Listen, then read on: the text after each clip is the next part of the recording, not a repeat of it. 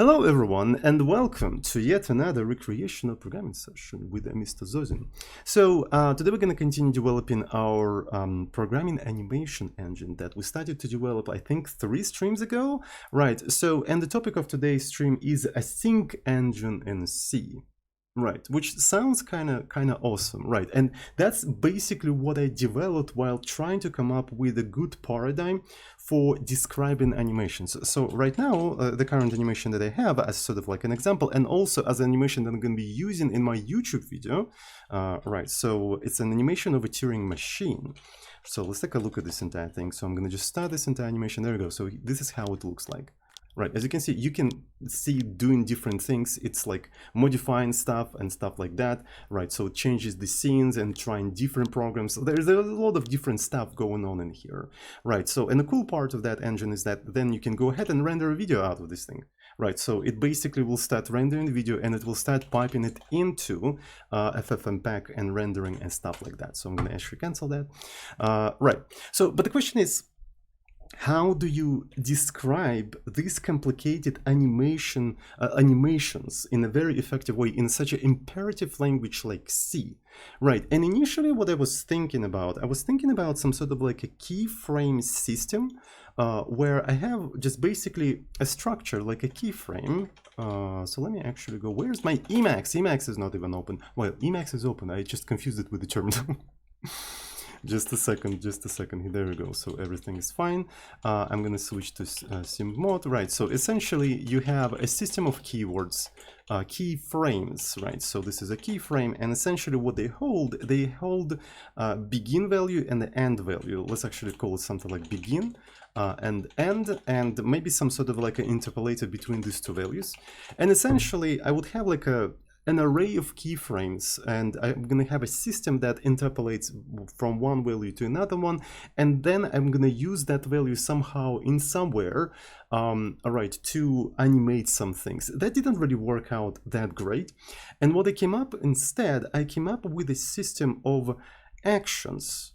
Right, so let me actually show you like how a script for this specific animation looks like, right? Because that animation is probably described somewhere in the code. Right, so how is it described? So let's actually take a look at it. So it's going to be plug. So I think it's called tm.c. Right, and where is the animation? So it's something like action. There we go. So this is how it looks like. Like everything you saw on the screen in here, like everything you see in here, is each an individual action like this. Right. And here I specify the kind of the action, right? So I specify the kind of action. Where's the action intro? And I have these kind of actions. Right? And then I just like put them in some sort of array of actions and I execute them. Where it is? There we go. So I also specify a parameter and stuff like that. I can modify some of these things, right? So for example, maybe I can comment out everything from here, right? So we're gonna have only an intro, right? So and let's actually do something like, I don't know, action right. So and that essentially writes a thing into a cell, right? So we can say your, right? So then we can move to, for instance, a direction right. So we can say your mom or something like that. Maybe even just stay in here. Then after that we can wait for 1 second, right? So we can wait for 1 second, and then we can go into the outro. So we can just go like fade out. As far as I know, outro doesn't really accept any parameters in here, so we can just leave it as it is. So afterwards I can try to recompile this entire thing, right? So and then I can just hot reload the entire stuff and refresh the whole thing. There we go. So and then it goes away. I can restart it again. So you can do things like that, and you can describe different scripts out of these like simple building blocks. But what's interesting is that execution of a simple building block is not really just calling a function. it happens over several frames, because playing a certain animation, a certain action is actually interpolating over a certain amount of time. So these actions, they're more like promises, they're more like tasks. That's what they are. They're more like tasks. And to be fair, I feel like this particular framework of thinking is extremely useful, that I probably want to develop it into a general mechanism of panim, right? So there will be some sort of like a async engine where you can define your own custom actions, and there will be some sort of like a code in event loop that basically schedules these actions, right? So we need some sort of a scheduler of these actions. So they're just like coroutines, probably. Honestly, I hear the word coroutines and go routines like quite often these days, but I don't know exactly what they mean. Right, don't really know exactly what they mean. But I know how to write asynchronous code, right? So in C specifically, when you have an event loop, right? So you have asynchronous tasks, and you have array of this task, and you just like asynchronously checking once in a while this task, or maybe calling something, or maybe scheduling and stuff like that. People came up with all sorts of fancy names. I'm not really proficient in fancy names. I'm just a simple programmer who writes code, who solves problems, right? So this is basically what I wanted to try to do today, to develop like a more general mechanism of defining these actions. And maybe along the way, we're going to create some sort of interesting animation using all of that, right? Sounds good? Sounds good? Sounds maybe Atamaguchi? Let's go. So let me maybe change, basically revert all of these changes that I made in here. And so the framework is actually general enough, right? So that you can have different custom animations. So when I run the animation, so I can't just run it like this, because it will tell me that you have to provide an animation. So the Turing machine animation is actually something that I build along with the main engine, right? So it's a libtm SO. So it's that thing. Right. So, but on top of that, I also have a template for starting new animations, right? So, which is very basic. It doesn't really do anything except printing some text. And if I try to essentially run it lib template so, there we go. So it just says panim template. So this is how it looks like. Right. You can't really render it. I think it says it won't even allow you to render a single frame, because its finishing function always returns true, so that means it's always finished. You can't really do anything useful with this thing, but this is just a template. Right, so to develop a new thing, let's actually maybe create a new animation. So how are we gonna call that? So I'm thinking about like a simple animation that involves 3 cubes or maybe 3 squares that move around in a grid of 4x4, and maybe switching this the places and stuff like that.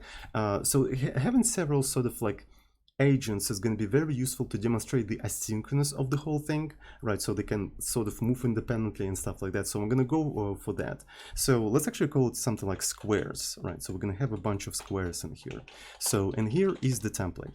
So let's say we're going to put squares in here, and let's add the building of that specific animation into the build script. So we're building them in here. So this is squares, and this is going to be lib squares.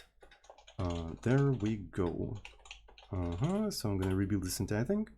So this is a lib squares, and I'm going to try to run this stuff, lib squares, and look at that, we have squares. It's kind of hard to believe that we have squares, but as you can see on the screen, we have squares, right? It literally says squares. Anyways, so what we're gonna have in here, so let's actually maybe see.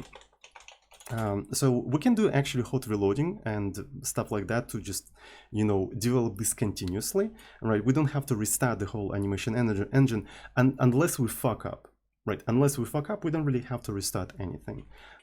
So I'm gonna go into the squares, and let's maybe first remove the text, right? So let's actually remove all of the text related stuff. We don't really need any of that anymore. And let's actually draw a rectangle, right? So in this specific function, if we go into array_lib include, so we accept the rectangle and we accept the color with which we're drawing the rectangle. So the only thing that we have in here is we need to define the rectangle. So we have to provide the position. Let's actually render it at 0, 0. And the width and height is going to be maybe 100. Maybe 100. So this is going to be the height. So let's render the rect, and the color is going to be the foreground color that we already predefined in here from the template. The template already had this kind of stuff. Could you put a window behind your camera? So maybe it makes sense. So something like this, right? Is that what you mean? So that sounds good. In fact, we could have actually maybe put the engine in here so I can see the logs and stuff like that, but maybe it would be better for you to also see the logs. We'll see. Right, so let me now try to recompile this entire thing. So it doesn't compile. Let's go to the compilation here. So if I go to semicolon, that's fine. That is totally normal. I have unused things in here. I can fix that as well. There we go. And now I want to open the logs so I can see what is going on in here. I'm going to hot reload this entire thing. Now we have square. I didn't have to restart anything or stuff like that, so it just worked. It just essentially worked. So that's pretty cool. That is pretty cool. So maybe it would be nice to define a bunch of squares within the state of the plugin, right? So how many squares we're gonna have? So squares, we're gonna have 4 of them. So that's basically the stuff we have in here. And when we are rendering the whole thing, maybe it would make sense for us to just iterate through all of them. So let's factor out this 4 to something like squares count, right? So this is a squares count. Define squares count is going to be 4, right? And we're going to iterate through all of that. Squares count, plus I. So, and just render this entire stuff. So it's going to be a squares I. Like so. So right now it's not going to render anything because all of that is 0 initialized, right? So all of them are 0 initialized. They basically going to be invisible, right? So they have position 0, 0 and width and height 0, 0. So this thing has to be null, by the way, initially. Right. So if I try to, it doesn't even compile. It doesn't even compile because this is a rectangle, of course. So it's totally fine. All right, so we can't see anything. So essentially, how are we going to be initializing all of them? I think I want to sort of like define some sort of a grid in here, right, 2 by 2, within which those squares are going to reside initially. So I have a function plug reset, which resets the state of the animation, right? So, and position of all of these things is basically the state of the animation, right, so to speak. So to be fair, I think I want to have 3 of them, right? So I don't want the amount of square be exactly 4 because we're going to have a grid 4 by 4, so they're going to actually fill the entirety of the grid. I want it to have like 1 missing so we can actually animate them moving to different places and stuff like that. So that's what I want to do. That's essentially what I want to do. So, and we're going to just iterate through all of them, like so. So P, actually not P, squares count. So this is going to be squares count. And in here, I'm going to do squares I. And width and height, let's actually say maybe square size, right? So let's define a special magical constant called square size, right? So it's going to be square size, and both width and height is going to be square size. There we go. So in terms of position, it very much depends on the size of the window, right? It does very much depend on the size of the window. So where exactly we're going to be moving? Because of that, maybe. So it has to be sort of interpolated in some sense, because here we have a plug reset. So they have to be in some sort of like this coordinate system that is independent from the size of the window, right? It is independent from the size of the window. So because of that, maybe I'm going to assume that we are in a normalized coordinate system. So which we're gonna remap during the rendering to somewhere in the middle of the screen, right? UV coordinates, right? So maybe we can think about UV coordinates. So because why not? Because actually, why not?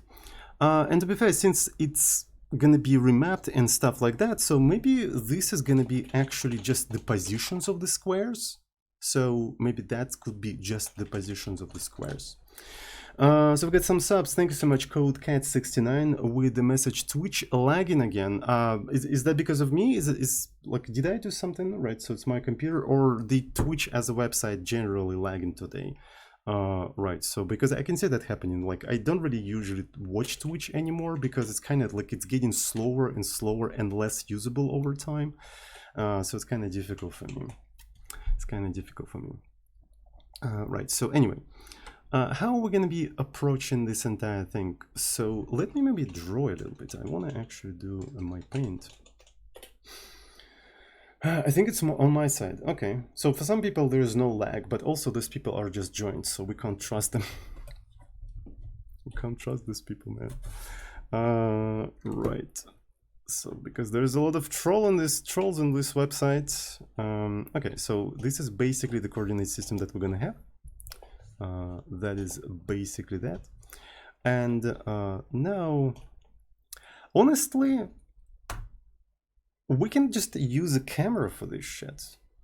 We can't be trusted. Yeah, you can't be trusted.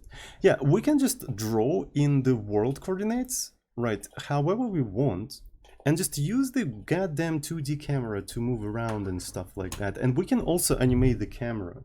I think we can actually do that. Right, so let's go ahead and do that. So because of that, I'm gonna go back to the rectangle, right, so it's totally fine. We're also going to introduce camera 2D. So this is gonna be camera 2D and this is the camera. Right, so and we're gonna be using that for animating things. So this is gonna be square size and blah, blah, blah. So then we're gonna have square is I, and initially, so X is going to be essentially I, right? So if it's a 2 by 2, we probably want to do something like, so this is the index, this is a flat index. So what I want to do is divide this by 2, and then for a Y, I want to take a mod of 2, right? And that will actually just fill it up like with something. Right, but that just gives you the normalized coordinates. What we want to do with this kind of stuff, we want to multiply them by the square size, right, so by the square size, and this one also maybe multiplied by the square size, and also a little bit of a padding between them, right? So we need to introduce some sort of like a grid padding, right, so maybe a square pad plus square pad. Right, so the size is going to be 100, right, and this is going to be square pad, and let me try to rebuild this entire thing. So it seems to be rebuilding. Cool. And now when I'm rendering the whole thing, I need to be doing that within the camera, right? So that's what I need to be doing. So I'm going to do camera. I'm probably going to just mem set the whole camera with 0. Size of P camera, right? So to set everything to 0. And as far as I know, one of the important things you have to do is to set the camera zoom to 1, otherwise it's not going to display anything, right? So afterwards we do something like begin mode 2D, right? So we start all of that within the camera, and then we end mode 2D, right? So we ended the camera. So why use define over int float variables? For the same reason to have magical constants, right? So there's sort of like a global parameters of your algorithm, right? So I'm using the square size several times throughout the program, and I'm going to use more. So it's better to have a single name for that parameter, because in the future, if I change it, it's going to be changed in all of the places where I use that parameter. So that's why. That's generally why you're going to do that. So, oh, you mean over variables? Over variables, I see, because this is C. So const float makes sense in something like C++. I can show you something interesting. So for instance, so this is a very subtle question. It's sort of like a very much semantical difference between C and C++. Right, so essentially, let me show you. Imagine that you have some sort of an n, which is going to be the size of some sort of array. const in, and then you simply define an array like that, right? If you try to compile this entire thing as a C program, you're gonna have a bad time. You're gonna have a bad time. Variables cannot actually be sizes of arrays, right? But if you do something like this, right? If you do something like this, it can happen. But at the same time, in C++, this will work. So since I'm programming in C, I'm primarily using constants, like preprocessor. So this is going to be G++, foo, CPP, and in C++, it in fact works. It in fact compiles. So yeah, there we go. There we go. There we go. There we go. Cool. So let me now see. We actually start the camera, so let me just try to recompile this entire stuff. And we're gonna do knob. Let's try to reload. I hope it's not gonna crash. It actually didn't crash, surprisingly. It actually didn't crash. Let me try to do it one more time. Yeah, that's fine. So when we are reloading the thing, do we reset the plugin? Okay, so so that's totally fine. That is totally fine. I wonder what the hell is going on and why is it not working. So let's disable the camera completely, right, and see if it's going to maybe at least show what is going on. Yeah, it is not showing anything. Yep. That is slightly bizarre. That is slightly bizarre. Okay, so let's actually maybe print plug reset, like print whatever we've got in here. So trace log, and we're gonna have a square. So this is a square. It's gonna be f, and all of these things. Destroy Computers, thank you so much for 9 months of TML subscription. Thank you, thank you, thank you. With the message, just 9 more months. Well, it's not oh my god, I saw your message and thought that it tells that you subscribe for 9 months. Yeah, so 60, holy shit, thank you so much. Yeah, 69, 9 more months. Really appreciate it for such a long support. Okay, so let's actually put this stuff in here. So it's gonna be X, this is gonna be Y, this is gonna be width, and this is gonna be height. So, and let's actually just print all of them, so, and see what is going on. So, log warning. Maybe it should be info, but it not necessarily has to be info. Okay, so we reloaded this entire thing, and does it even say anything? I don't see it actually reloading anything, probably because when I do pre-reload, right, pre-reload, we unload this thing, and in the post-reload we only load the assets, but we never really reset the plugin. That explains it. That actually explains it. So if I now to try to do something like this, there we go, we've got this stuff.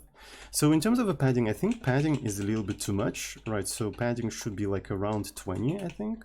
Or maybe it should be part of the size, like, you know, a fraction of the size, so to speak.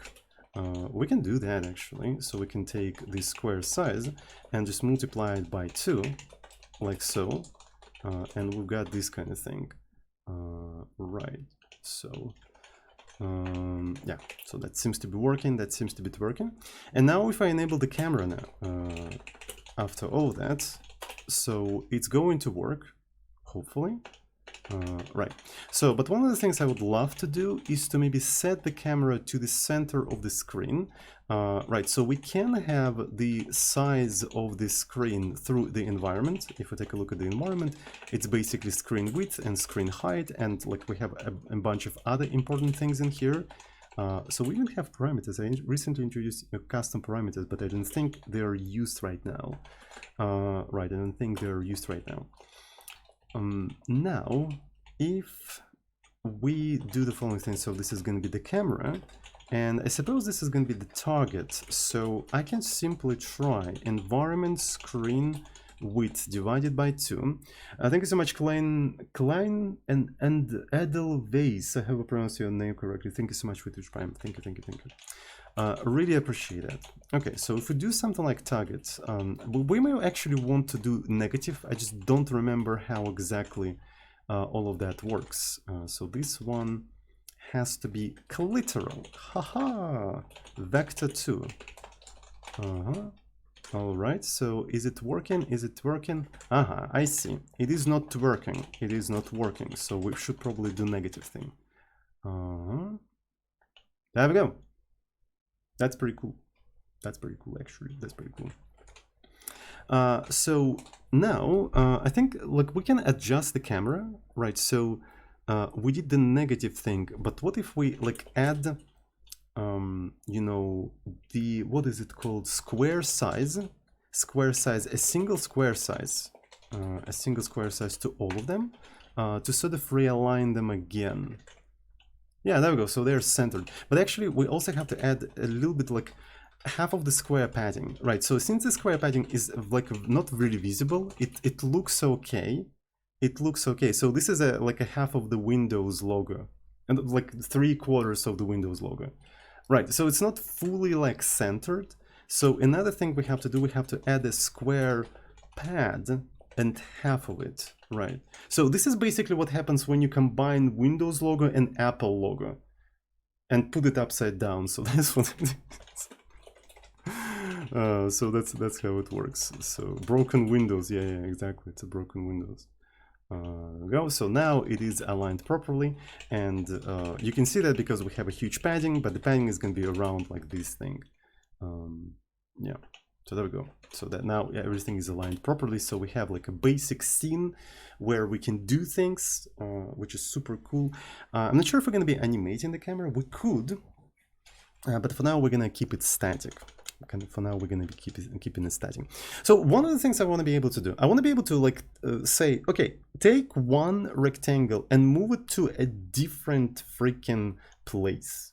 Can you just like move it to a different freaking place? That would have been poggers, my friend. That would have been poggers. So let me actually think how we can do that. And we can do that specifically through the task system. So let's actually develop such a task system. A task is going to be a simple structure that describes a piece of work that you need to perform. A simple piece of work that you need to perform. So let's go ahead and just define this entire thing. So I call them actions. I don't really know what would be better to call them, tasks or actions, right? So maybe actions. Let's actually keep calling them actions, because I already called them actions in the previous animation. So here it would be nice to call it as well. Actor. It actually reminds me of actor model, which is a completely different thing. So we're gonna have an action kind. Right. So and let's define a bunch of things in here. So we have an action kind, and the action kind is probably going to be action move, right? Another interesting thing that we may want to do in here, by the way, is probably changing the color of the square, right? So we're going to be animating different things, position and color, and maybe in the future size we'll see. So here we're going to have several actions, maybe like action move, action color. Right, so, and these two actions are going to be interpolating and animating different parameters of these squares. Task is akin to job or async function. Yeah, maybe because of that it's better to call them actually tasks. So task, because that's what they are reminiscent of. That's what they are reminiscent of like small little, you know, jobs. Right, so small little jobs, and you will see why in like once we implement all of that. Right. So this is going to be this kind of stuff. And if this mechanism is going to be generally useful enough, it's going to be part of the whole framework that once I release it, if I will see it being useful, it's going to be available to everybody. It's going to be that way. Yes, yes. That's kind of the point. That's kind of the point of this entire thing. Right. So this is exactly what we're developing. We're developing an asynchronous engine for defining animations, right? A lot of like different asynchronous animations and stuff like that. That's what we're doing. And hopefully it's going to be cool. We'll see how it goes. Okay, so, and let me maybe have something we need to have a collection of such tasks, right? So we need to have a collection of such tasks. I don't really know how to call it. Let's call it tasks, right? So it's going to be a dynamic array, right? So because I'm going to be filling it with the different tasks and stuff like that. So in here, we're going to have a task, which is items, right? So then we're going to have a count, and then we're going to have a capacity. There we go. So we have these kind of things. So within this struct, I suppose we're going to be actually having different parameters, right? So a task is going to be probably attached to a particular square, right? So because of that, it probably makes sense to have like a square ID, right? So it's going to be square ID. And on top of that, depending on the kind of this entire thing, we're going to have two different parameters, either new position where we're moving this entire square, or a new color towards which we're interpolating this entire thing, right? So because of that, let's introduce this so-called as pattern, right? So essentially it's basically a union like this, which is going to be task as, right? So and in here we're going to have things like move, and then things like color, which is actually color, not vector2. And we're going to put that as in here, right? Like this. So you can inline unions inside of struct. No, I want to have as, right? So essentially what it allows you to do, right? So what it allows you to do is, if you have a certain task, right? So you can check if task kind is task move, then you can go in here and then specifically do t as move, right? T as move. If it was color, you could do T as color, right? So, and I really like how semantically it looks like. I really like how semantically it looks like. I want that as. Thank you. You won't get it. You won't get it. It's my ass. Cheers for the ass. Is this like implementing animation timeline curve? Almost. Maybe in the future we're going to actually bake some interpolation, some Bezier curves into the task. This is something that I want you to do for the keyframes. And to be fair, this is just like better keyframes. That's probably what they are. These sort of tasks are better keyframes. But I'm going to implement a system that actually executes several tasks simultaneously in sort of parallel, in concurrent fashion. That's what we're going to be doing. Right, that's what we're going to do. Hello, the Git coder. So yeah, now we have this kind of thing. So we now put tasks in there and so on and so forth. So let me actually put the tasks into the plugin. So they're going to be part of the plugin. To be fair, I don't really plan to change the script of the tasks too much, right? So it's probably going to be in the lifetime of assets, right? So we're going to be creating the script in a load assets. I think it does make sense, right? So when you unload the assets, we're going to be taking tasks and we're going to be resetting the whole thing. But when we're loading the assets, we're going to be filling up the tasks with something, right? So now what we can do, so let's actually do the following thing. So this is going to be task, and what I want to do, I want to append nob di append. So I'm going to be appending a certain task in here. Task of what kind of task I want to put in there. So let's actually take maybe the first square, right, and move it somewhere. So the task is going to be move, right? So the square ID is going to be 0, and maybe we want to move this entire thing. So this is going to be as move. We want to move it to a square which is like 1, 1. I feel like, by the way, we need some sort of a function that maps like 0, 0, 1, 1, 0, like these sort of grid coordinates to the screen coordinates, or to the world coordinates, to be fair, right? So something like that. So we need this kind of function. Foo is going to accept maybe, I don't know, row. Let's call it row, and then column, and just returns you like world coordinates. So it's actually called grid to world. It's going to be grid to world, and doesn't really do anything particularly special. It just does that. So that's what it does. So we can have a world in here. So this is going to be, so this is the row and this is the column. Because of that, it maybe is going to put them upside down, which is fine, which is probably what I wanted anyway. So this is vector2 world, and in here we just return world. So now in here I can do p squares I, which is going to be equal to, I can't easily do that because it's not a separate thing. Fuck. Okay, so that's fine. So we're gonna just put a world in here, grid to world. I divide it mod like so, and now I can do x world x. I can get rid of that, and this is gonna be y y. Let's go. So this is basically what we're gonna do in here.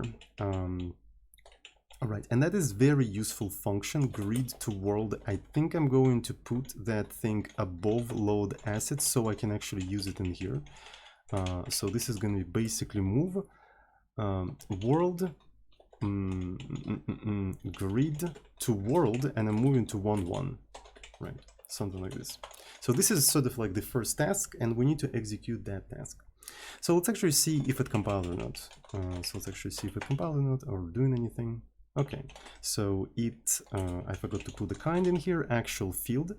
And now, so what does it want? What does it want? If I got a comma in here, I think I forgot to close the last thing in here. There we go, a little bit of syntactic stuff. What's the next one? So we have di append, implicit declaration of di append. This is because I need to include knob. Haha, very funny word. Knob. Okay, so now if I refresh this entire thing, it crashed with segfault.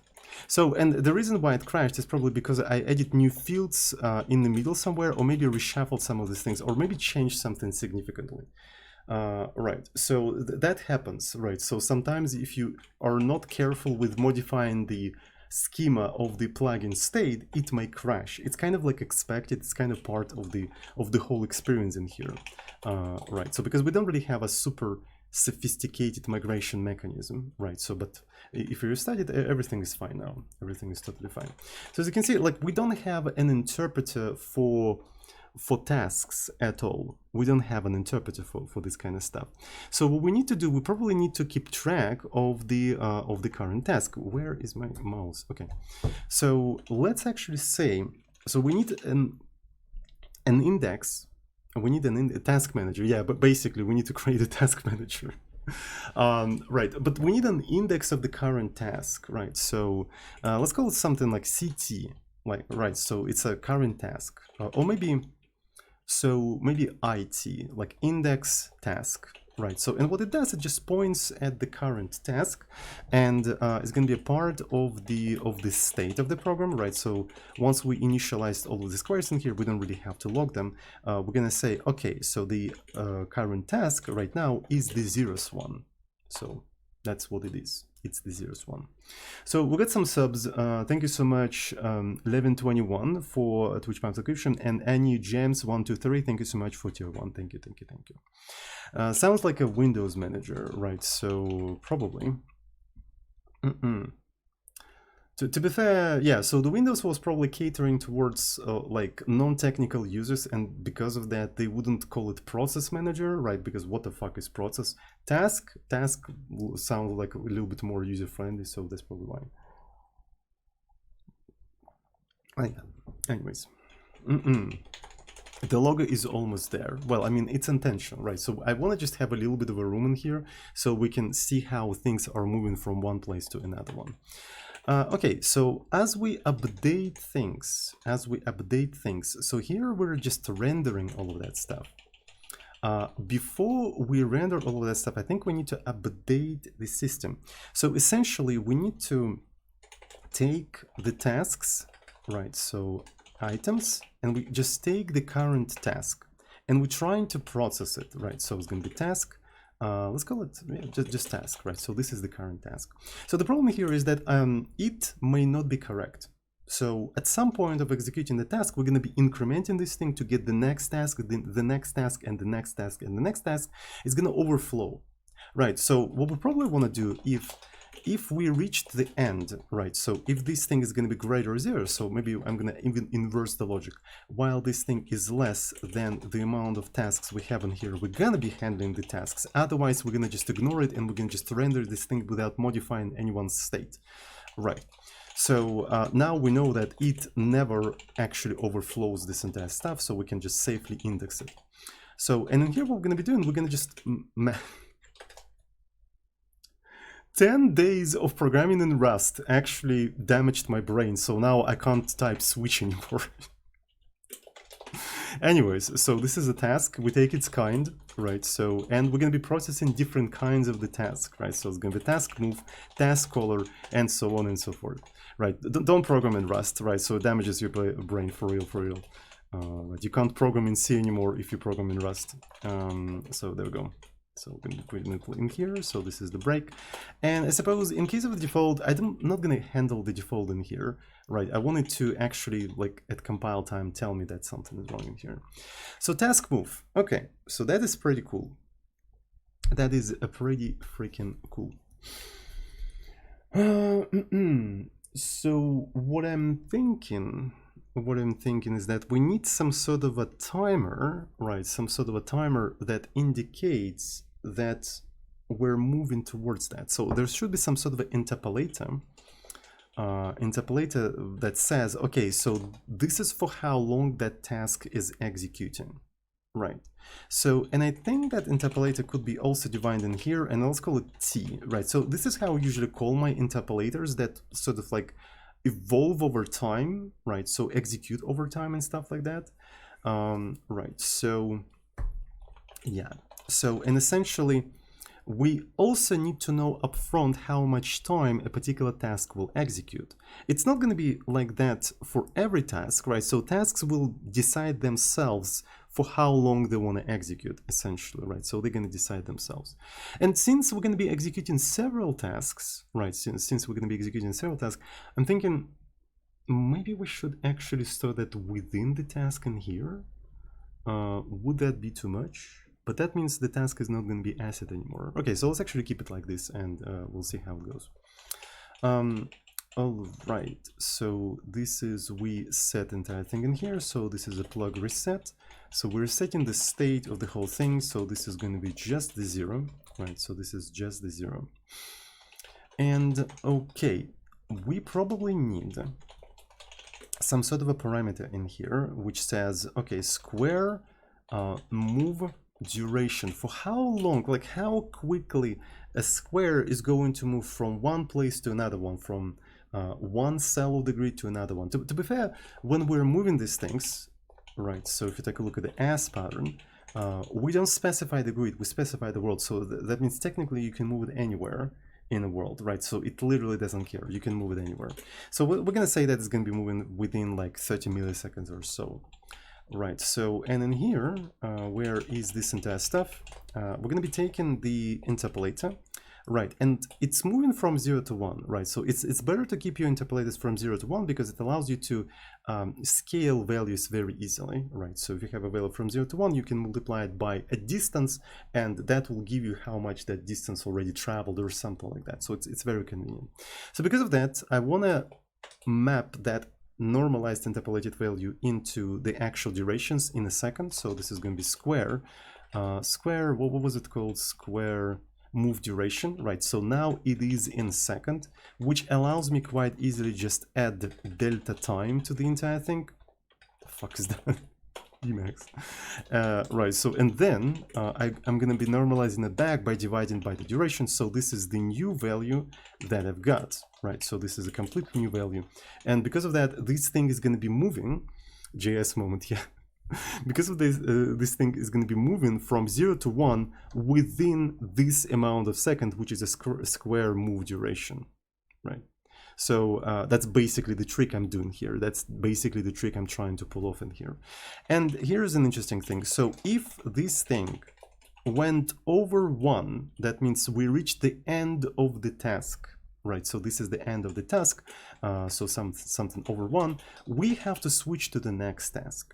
So we reset the interpolator, right? So the thing that indicates the progress of a particular task.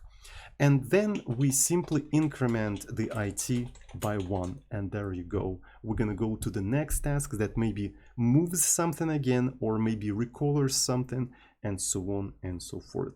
So essentially you have a list of tasks, and then in the event loop, so this thing is executed each frame, right? On each frame, we poll the task, looking at how much progress it's made, update that progress and go for the next frame. Then look at the current task, okay, do a little bit of a job to drive task towards its completion. Next frame, look at the current job, drive it a little bit more, and so on and so forth until the task is finished. Then we take the next task.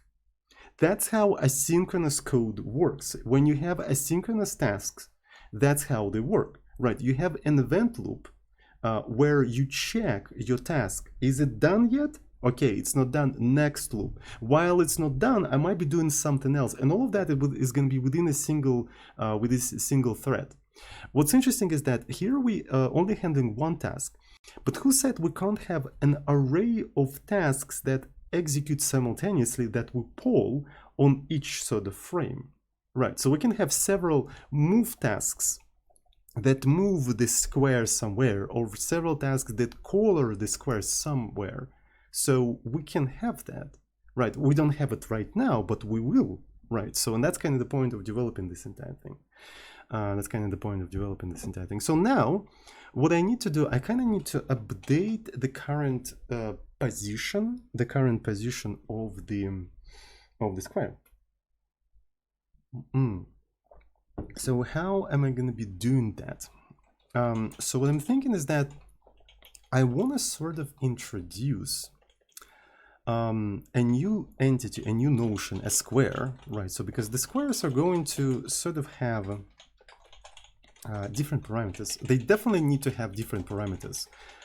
So this is going to be a box, like maybe boundary. Let's actually call it boundary. It's definitely going to have a color, right? So some sort of a color.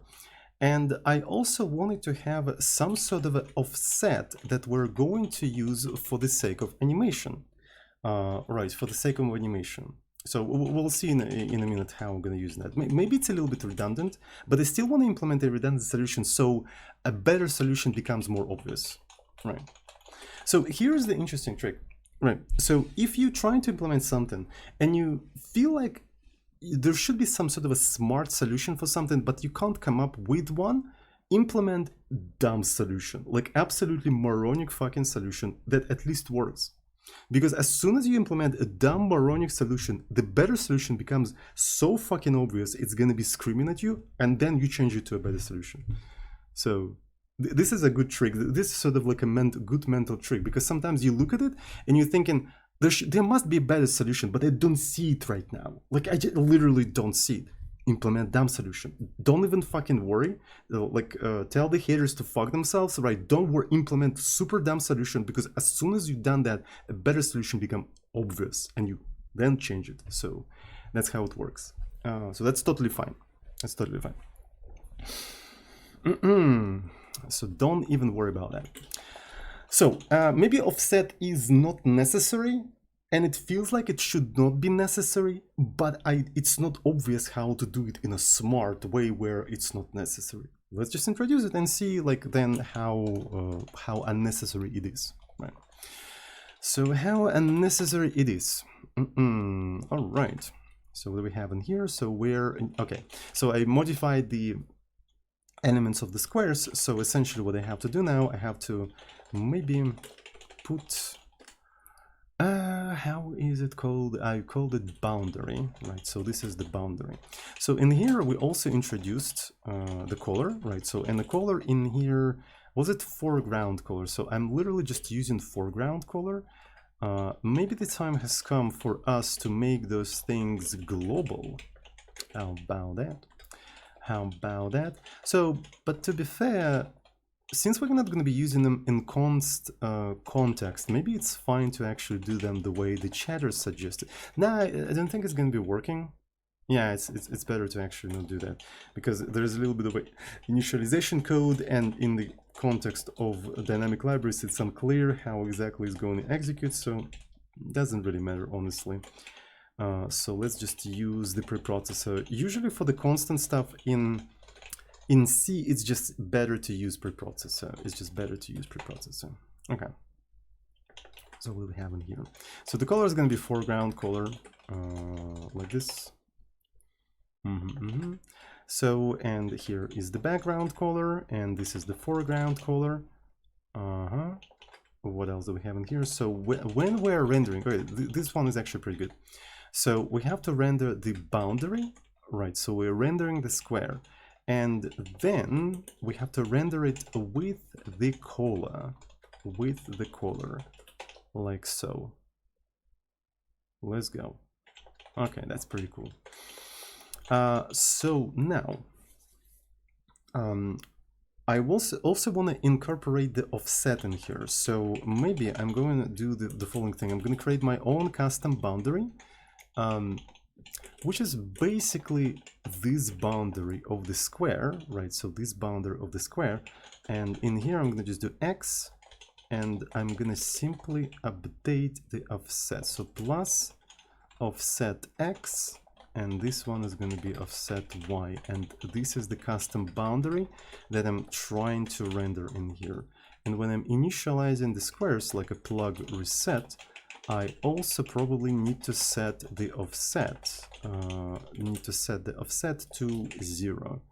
Can I easily do that without the collateral? I feel like collateral is necessary in here. I think we need to pull up the collateral, and that should work.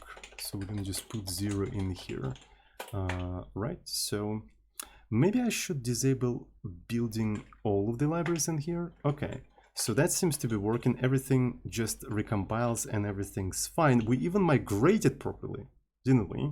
Yeah, because we added some stuff and it seems to be fine. So that's pretty cool. That's pretty cool. That's pretty cool. So nothing is happening in here, and this is because we do not use this T anywhere. We do not use this T anywhere. So the idea is we're gonna take the current task, and task has a square ID that we're modifying. So we're gonna take the squares in here, like so. We take the squares, and we're gonna be updating the offset. We're going to be updating the offset accordingly.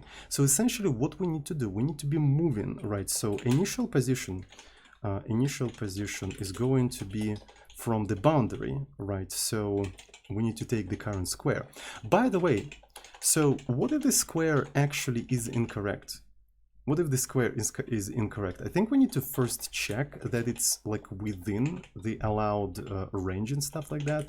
Did I define it as size T? Yeah, I defined it as size T, so that means it cannot be negative. If it's less than squares count, we're going to be doing that. So essentially, if it's invalid, we're still going to play the task, but we're not going to be working with any of the squares whatsoever, right? So we're going to just ignore all that. I'm going to take a pointer to this thing, and this is going to be just a square, like so. Look at that. So this is a square.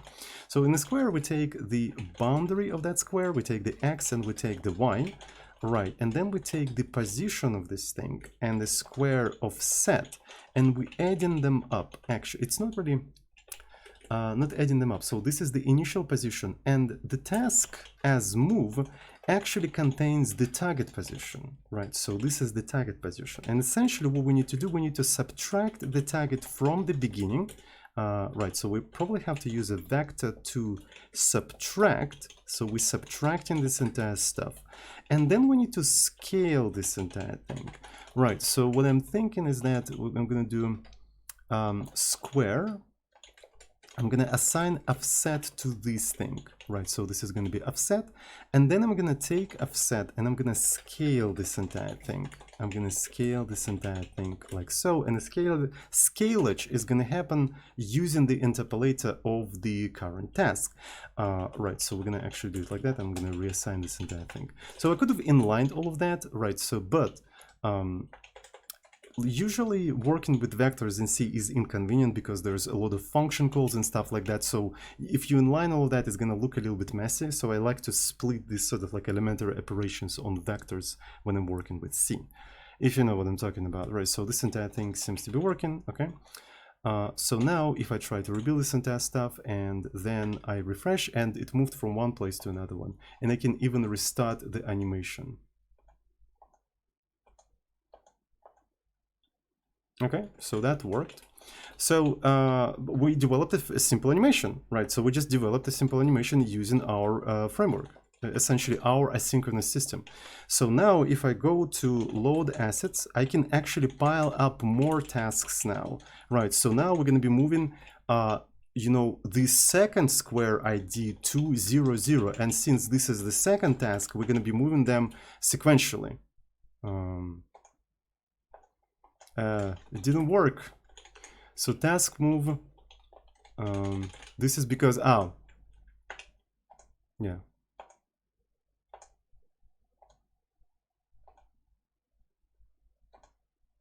Okay, that's pretty cool.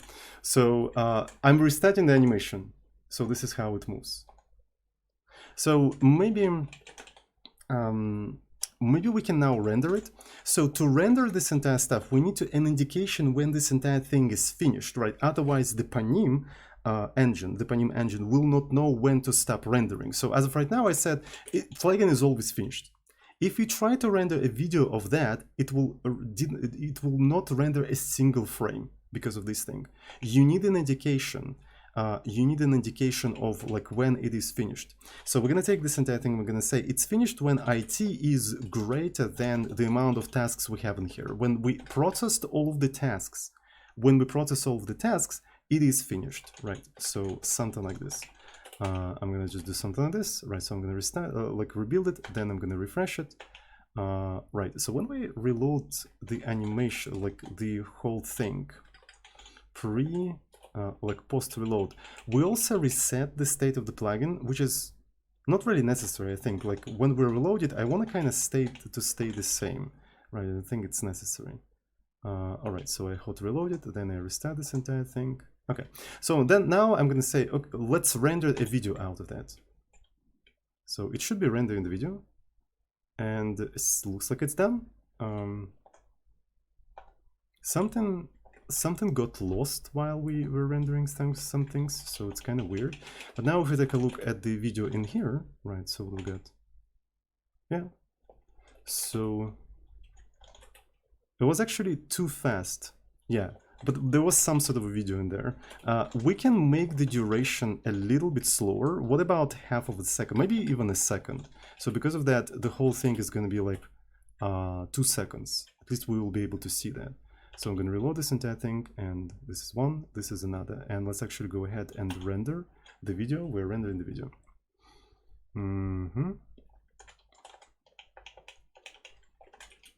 So it's probably doing this thing. We can also take a look at the logs. Yeah, so that seems to be working. Okay, so something corrupts the position of this thing. That is bizarre. Like, why is it like that? But then in the final thing in here, right, it is totally fine. So this is the video, right? So that's basically the kind of stuff you can do with this animation framework, right? So you can have procedural animations, right, like this, which you can hot reload, and then you can just instantly render a video out of that. So something went wrong in here. I don't really know what exactly, but so that's totally fine. Maybe something with the reset of the state. Maybe we don't really reset it properly. Reset of the state.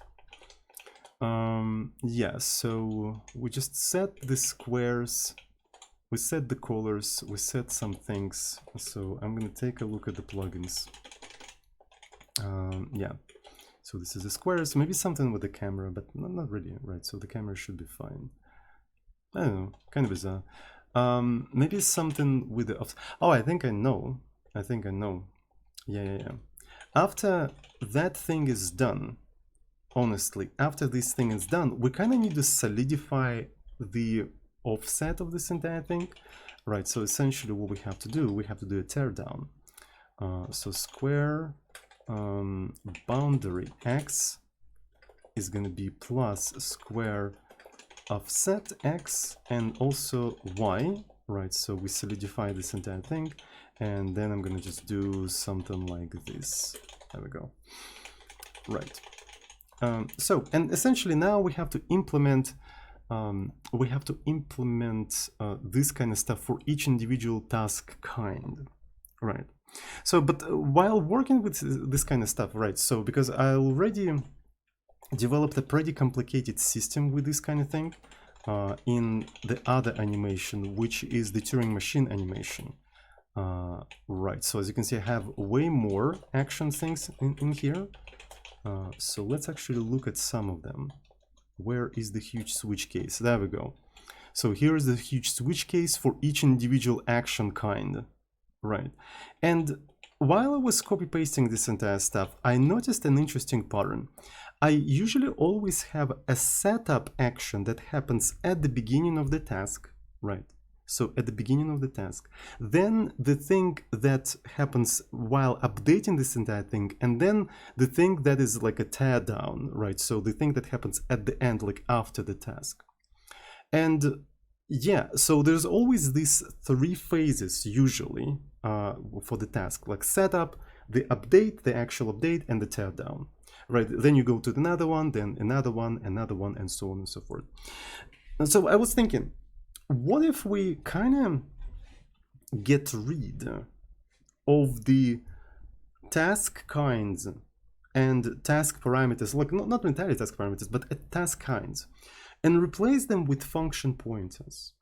So what if the task is going to be a function pointer that points at the code that performs the setup for the action, then the pointer to the function that does update for the task, and then the tear down for the task, right? And then you're going to have like a static task structure, which is like a couple of function pointers, and maybe pointer to the data that is going to be passed to those functions.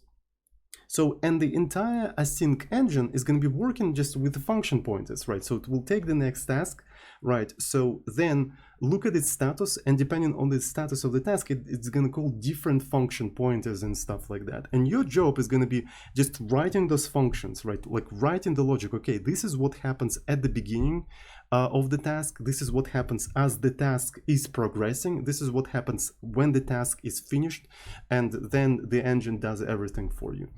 All right, so that is much better than writing these huge switch cases. Callbacks, yeah, essentially callbacks. So it's totally fine. So and as far as I know, all of these like languages that support async, right? JavaScript, Python, Rust, they effectively doing that anyway, right? So they always have, they already have this object which denotes the task, right? Something like promise, something like future, and so on and so forth. And they have an event loop that manages those futures, that manages those promises, and so on and so forth. And usually that event loop is hidden from you, and all of that tucked away to kind of look imperative and nice and familiar for you. And honestly, I'm not a huge fan of that approach, believe it or not. I'm not a really huge fan of trying to hide the guts of a synchronous system from the users, because users quite often said multiple times that asyncs or asynchronous programming as it presented in JavaScript, in Rust, or whatever is often confusing. It is often confusing. Why is it confusing? Because it is presented like familiar sequential programming for you, but in reality it is not. So the usual sort of like intuitive things, they break, even though it is presented to you as an intuitive like thing that you're familiar with, but in reality it is not a familiar thing.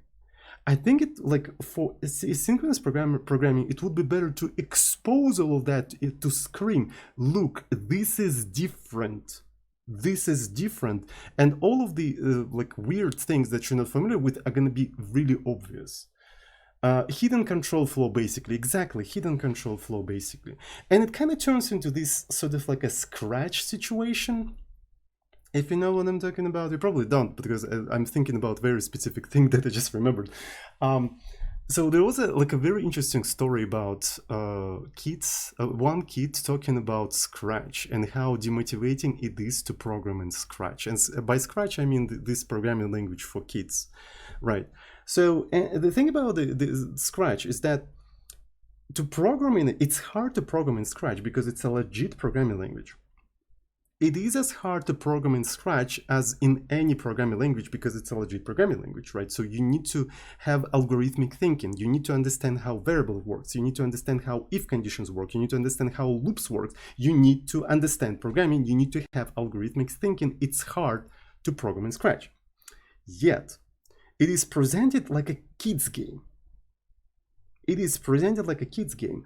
And essentially, when kids start to play with Scratch, they are faced with enormous challenge that they can't sometimes solve because it's hard to program, right? If it's not explained well, if people are not practicing properly, it is hard. Yet it has this facade of a children games, and people like children actually feel that like they're losing at a children's game, which is insanely demotivating.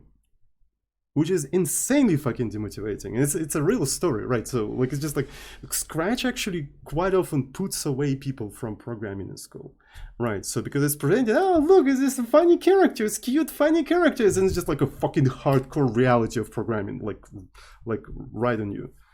It's fucking hard. It's mentally crushing. So the same thing with kind of asynchronous, right? So it's a completely different reality, yet it is presented with as something that you're familiar with. Right. It is presented as something you're familiar with, but then you realize, oh, it's not the same. It's actually, there are some quirks. But why there are some quirks? They're hidden away for the sake of convenience. Right. So, yeah, I feel like it's kind of situations are kind of similar. I always hated Scratch in school for this exact reason. Yeah, I think it's a bad idea to actually market Scratch the way they do, right? So as a children's game, because it's not a fucking children's game, right? If you want to teach children programming, just give them real programming language, right? Just give them that. Like, come on. Just slapping cute characters on a language doesn't make it automatically easy, for fuck's sake. Give them assembly?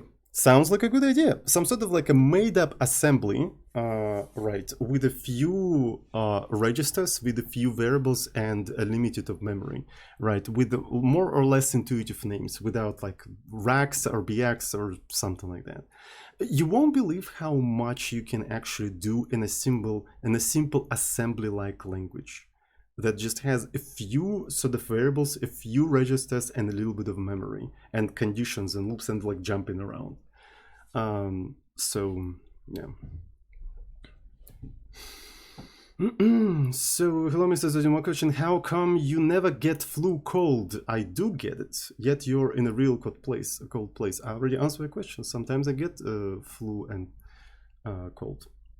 Heater. We also have a central heating system. Yeah. Okay, so I'm already streaming for like 1 hour, and I think the time has come for me to make a small break, just a tiny bit of break.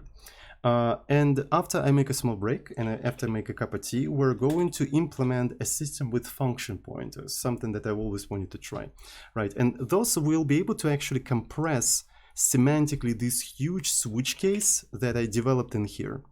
Right, but I actually wrote down the switch case intentionally because, again, I was hunting for the patterns, right? I was hunting for some semantic patterns that I can compress.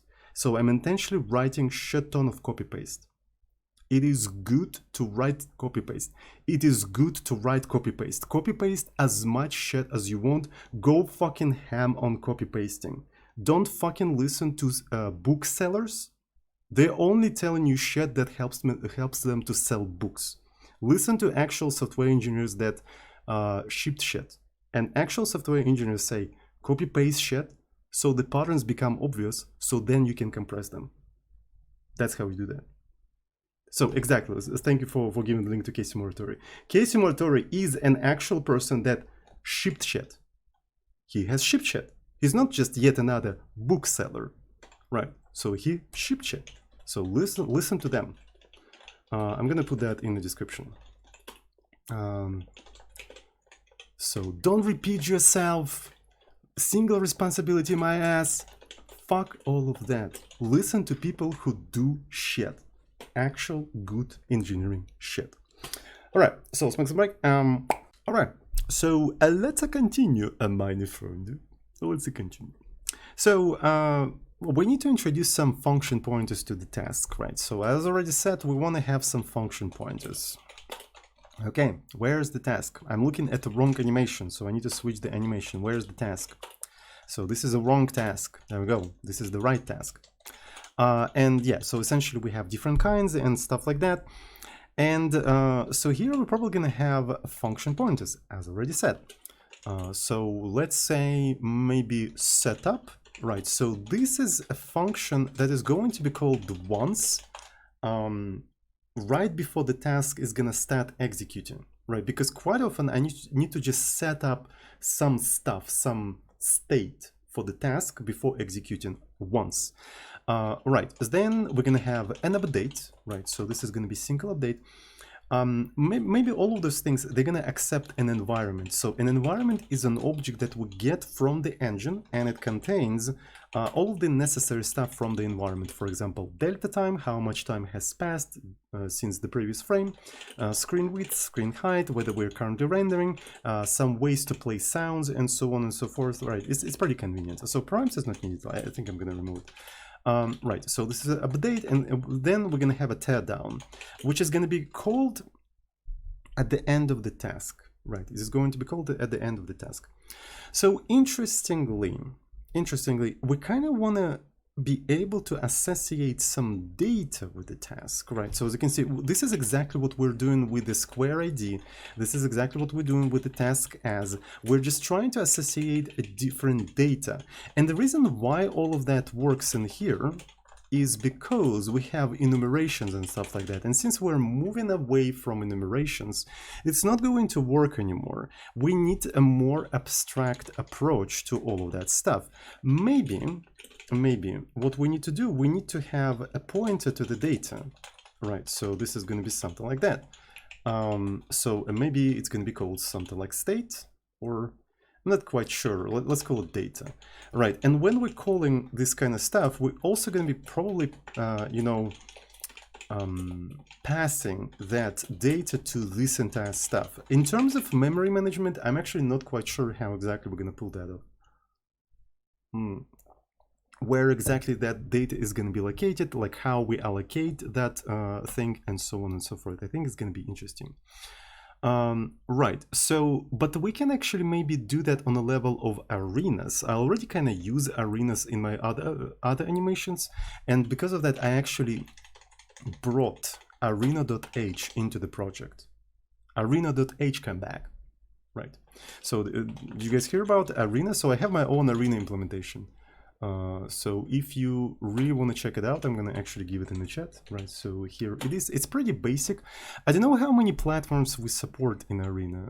So we support basically libc. So we're just using malloc, but you can also use virtual alloc. Yeah, virtual alloc if you're on Windows, right? If you want to use that. And as far as I know, I think you can use memmap. I don't remember. So mmap, I think that's what it's called. Yeah. Yeah, we also have mmap backend.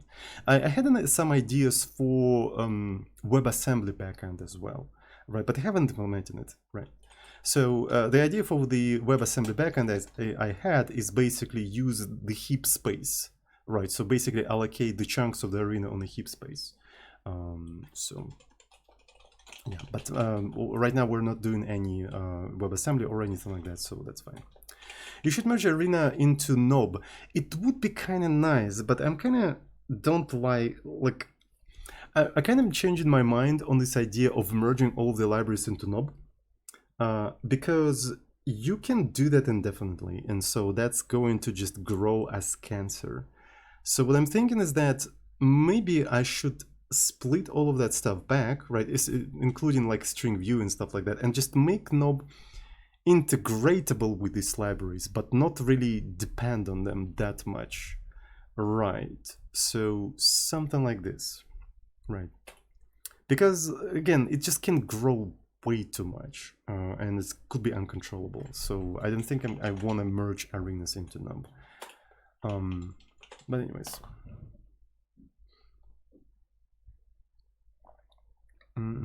One of the things that I still have trouble with is deciding what should be its own library and what should be merged. Yeah, I'm starting to feel like the library is just like artificial social construct. As fucking weird as it sounds, I think it kind of is, isn't it? It's just an artificial social construct, right?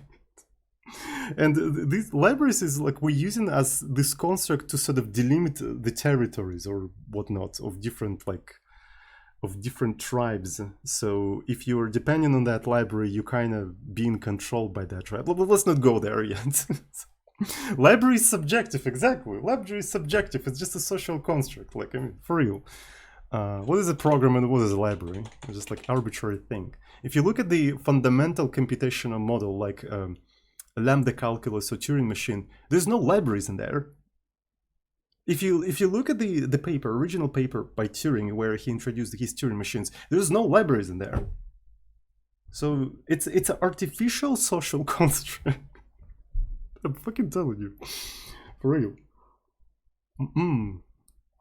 No libraries in the CPU either. Told you, fucking told you. So yeah, let's see. What I was doing, so I was just doing the functions and shit like that. Yeah, I want you to introduce the arena. So essentially, what we can do, right? So we can basically allocate all of that stuff in the arena. So I need to include the arena. So I'm gonna just go ahead and include arena.h, and then I'm gonna define arena implementation. So now, where is my plug? Butt plug. Here we go. Here it is. And we're gonna have an arena, which is essentially task data, right? So this is like a task data arena. Let's go. And that's how we're gonna be going about that. So we're gonna have different sort of things for this stuff. So let me go and maybe move some of them. So this is basically T, and I think we're going to be doing that on update.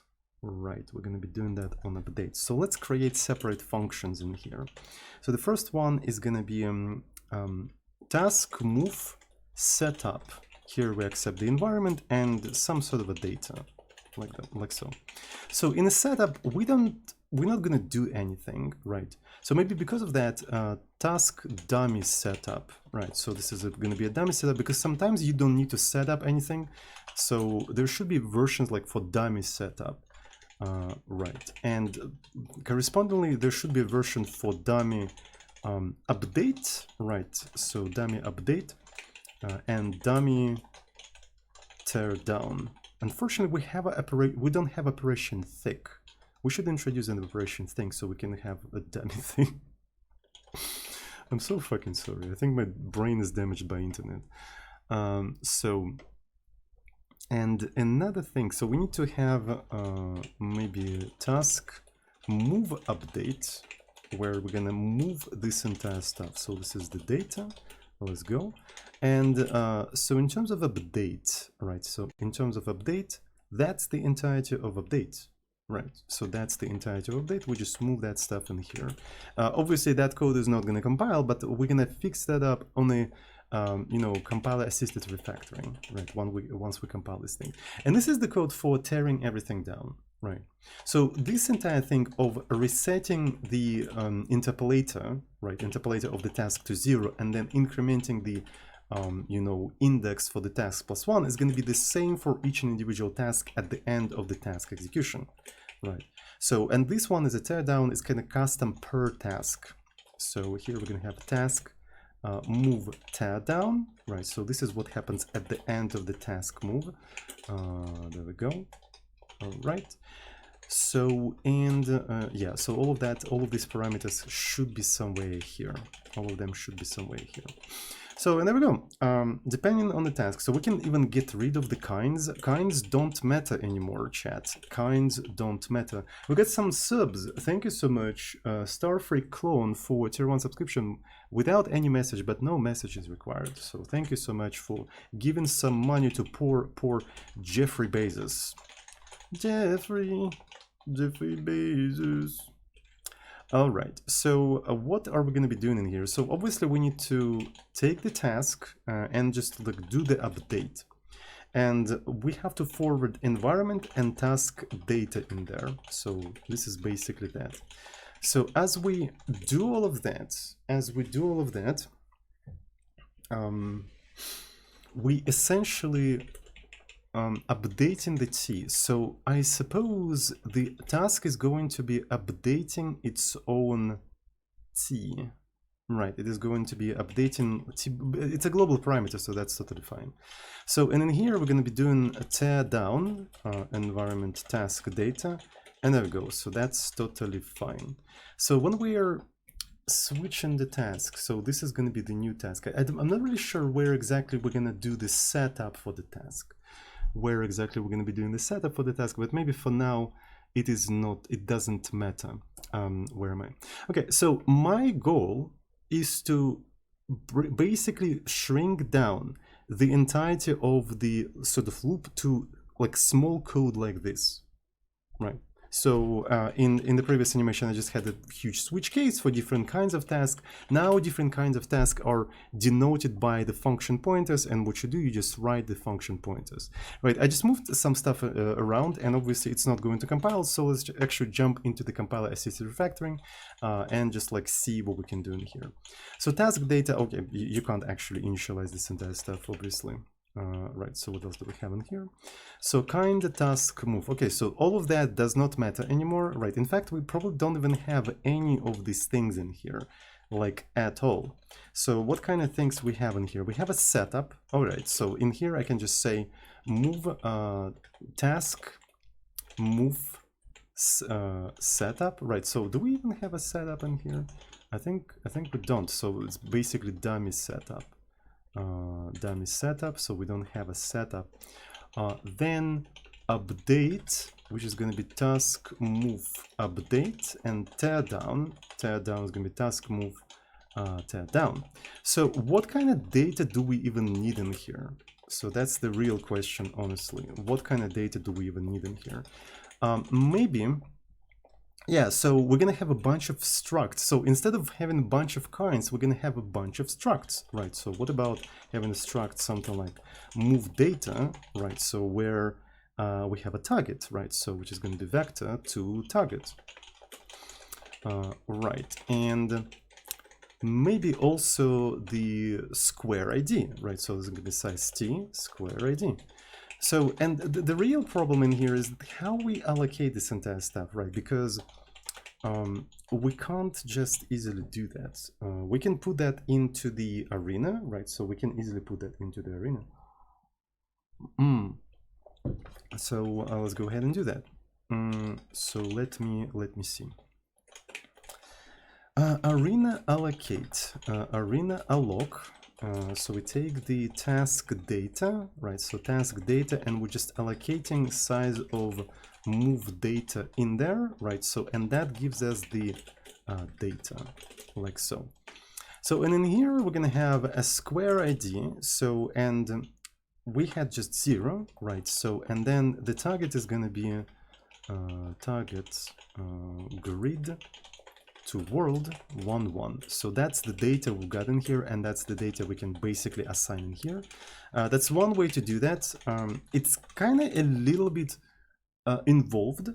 It's kind of a little bit involved, but we can try to target away using a function, right? So we can always do something like this, where we just say, okay, task move, where we simply accept the square ID, right? So size t square ID, and the target, which is going to be vector to target. And let's just like move this entire stuff in here. So this becomes square ID, and this is target. So now every time you want to schedule a task that looks like this, you just do it like this. Okay, square 0, target is grid to world 1 1, and it automatically schedules this entire thing. You don't have to worry about that, right? So here is another task that we want to schedule, moving 1 to 0 0. Again, automatically scheduled. We don't have to worry about that. So yeah, so, and all it takes to add a new thing is to add a new data structure, and a new functions, right? And you just like hook all that up into the same engine, and it just like schedules all this task automatically. At least that's the idea. We'll see how it goes and how convenient it will be to use. Right, so that's exactly why we're doing all that. We're experimenting with all these things. All right, so what else do we have in here? So task dummy setup, all of that is defined somewhere down below. Maybe I'm gonna actually make this entire stuff static, though it doesn't necessarily have to be static. All right, because we're not gonna be inlining them, we're gonna be taking a pointer, but I'm gonna hope that maybe the compiler will see that we're taking pointers of this function and it's not gonna like get rid of them or elide them or anything like that. It only makes sense that it will not do that. So this is a tear down and stuff like that. So where's the tear down? Here it is. So we move all of that stuff in here. All right, let's go through the rest of the compilation errors. Okay, cool.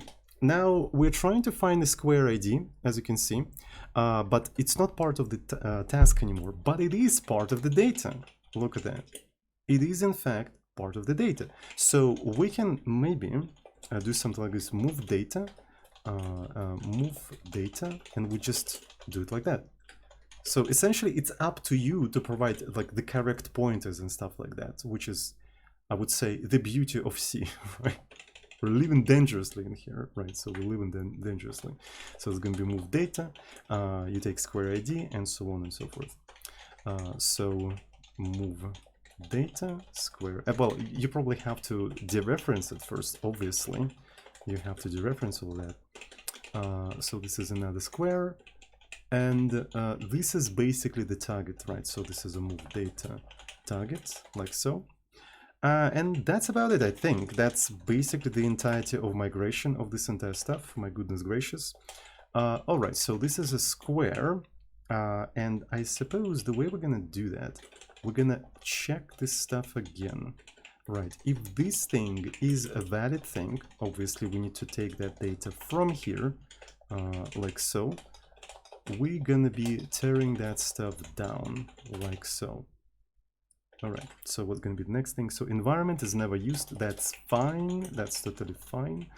What else do you want in here? Show me everything you want. So tear down. It's not tear. It's a tear down. And does it this mother flipper just compiled? Okay. So it's probably not going to work. Nice virtual tables you got there. Thank you. Thank you. C++ sucks. Also, Zozin. Hey! Function pointers. Let's go.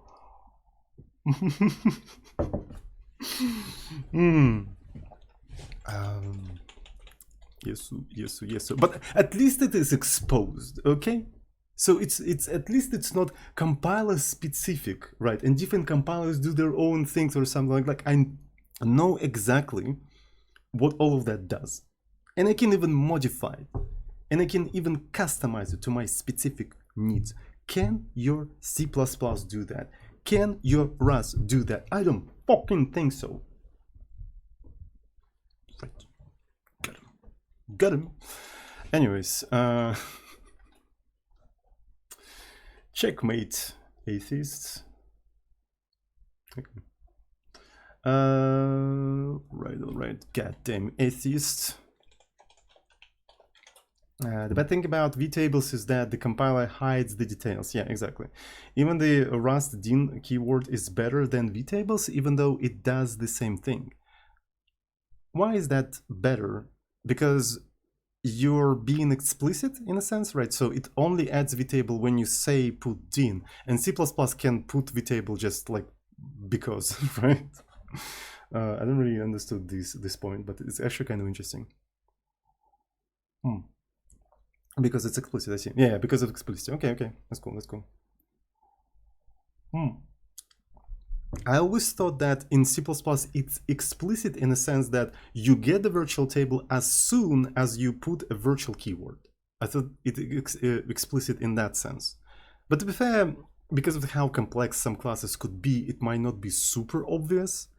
Right, so yeah, I can see that. Actually, I can see that to be a little bit better. So Yesu. And by the way, so here it's not really like a virtual methods or anything like that. I can actually mix up different functions with different combinations of data and stuff like that. So it's even more flexible than in C++ or Rust or anything. Which tea do you drink? It's a green one. Or you're talking about the brand? I forgot. This specific green tea is the Russian brand that buys the leaves from China, right? So that's basically everything I can say about it. Nothing particularly special. I don't think it's known outside of Russia. I'm not even sure if it's known inside of Russia because I can only buy it in a very specific store and I can't find it anywhere else. So I'm actually kind of scared if I ever move, how the fuck I'm gonna be buying this tea? Like I literally can't find it anywhere else except that specific store. There's like several stores in here, and only one contains that specific tea. Like no matter where I go, like who is their dealer? I want to know that person. I want to connect.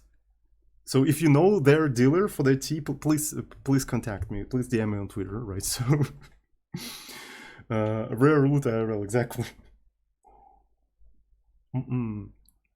Ask the cashier. Maybe I should actually. Maybe I should. My mouse is dead. My mouse is fine. Okay, it's kind of alive, but it's kind of dead at the same time. So okay. So we have a dummy thick teardown.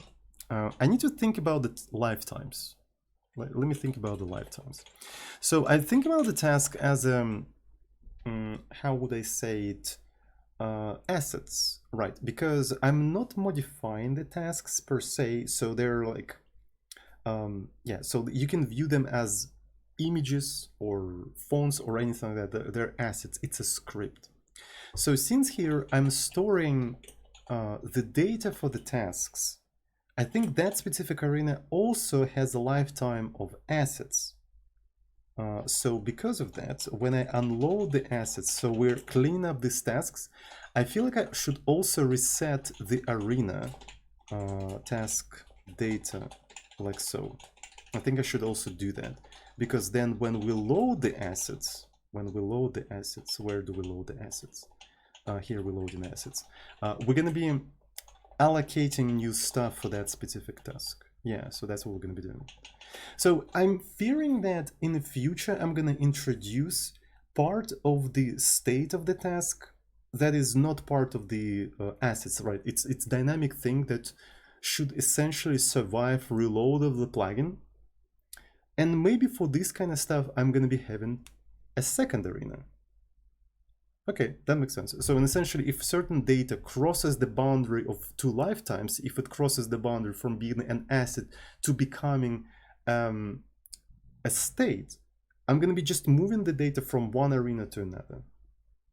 Makes sense? Makes sense. To be fair, because of that, it would be kind of nice to have a function that literally moves chunk of memory into a new arena, right? So something like arena, I don't know how to call it. I'm going to put to do in here. So it accepts the pointer to the arena. And let's call it move, actually. Let's call it move. Or maybe copy. Yeah, copy. And essentially it accepts the data and the size of the data, right? The size of the data, and maybe returns you a new pointer here. So the point of this thing is that it just allocates size amount of bytes, copies that data into that new buffer and returns you that new buffer. So we have a buffer, right, of specific size. Memdupe. Is memdupe like a known thing? Wait a second. Yeah, it's not a known thing. But I mean, it's kind of like memdupe, because recently I had to introduce strdupe yeah, I already have things like that, but for strings, strdupe, and I actually use it quite often, right? So when because string literals do not survive reload of the plugin. They do not survive the reload of the plugin. And if you have a state that must survive the reloading of the plugin, you have to move those string literals somewhere. And the way I solved it is that I created a separate arena, and I just moved these string literals where appropriately to that arena, and there we go, they survive reload of the plugin now. So that's how I did that. That's how I did that. Strange that memdupe is not a thing. Yeah, I agree with that actually. Actually, yeah. So why? Why is it not a thing? So because like you can write it yourself. Yeah, probably because you can write it yourself. You can basically do malloc and memcopy. Yeah, it is malloc and memcopy. So that's probably why it is not a thing, because it's so easy to implement it like that. But to be fair, we can actually introduce memdupe. Why not? Let's introduce memdupe, and we'll even put it in here. strdupe. So it's going to be similar to strdupe. So essentially, we're going to have just dupe arena alloc, just allocate that amount of stuff, then memcopy data into dupe of that specific size, and just return. And as far as I know, maybe I can just return memcopy right away. So what does memcopy return? Returns the pointer destination.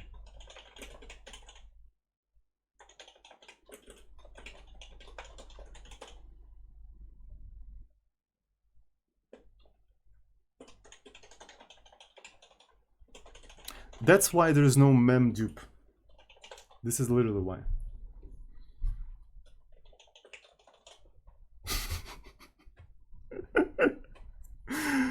It's kind of not obvious, isn't it? Right. So unless you actually write it down and try to implement it, it's not obvious that you can do it like that. So this is memdupe, right?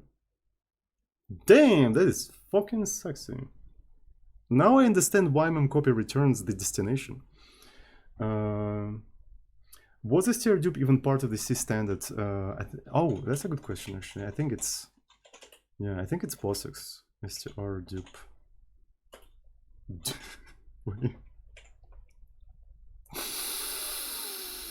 Poles and Ukrainians unite.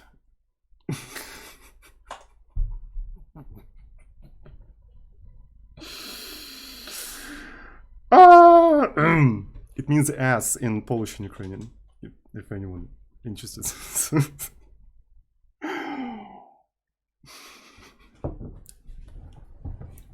Beautiful, absolutely fucking beautiful. So, where did you allocate your string? Well, anyway. So what is it actually? No, it is actually standard C library, but I mean, well, library standard. Oh, well, I mean, it's just the name of the library, but it doesn't say that it's a standard part of the standard.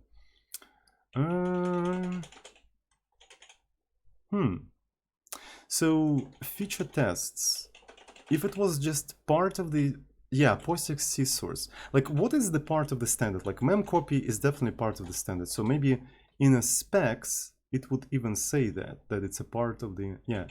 Oh, it has the standards. All right, so there is a section standards. All right, so do you have standards? Conforms to, it is not part of the C standard. It's a part of the C standard since 2023. Okay, that makes sense. But before that, it is not. That's very interesting. Interesting.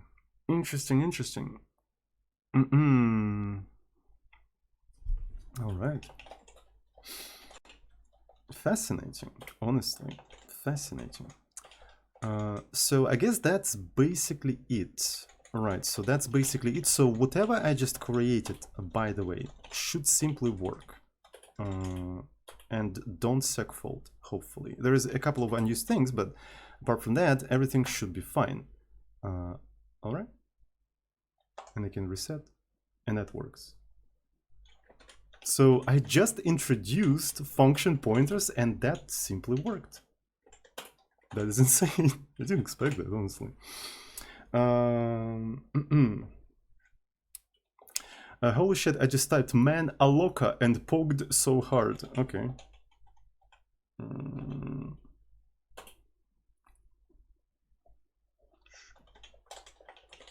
As far as I know, it just allocates it on the stack, isn't it? Right. I heard about alloca before, but it's just like a stack allocation. So I suppose like with something like VLAs, it's not really that cool anymore.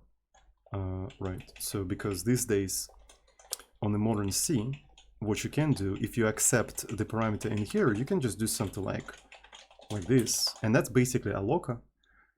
A loca! Can I post a clip of Esther Dupa here? You can do that, but why?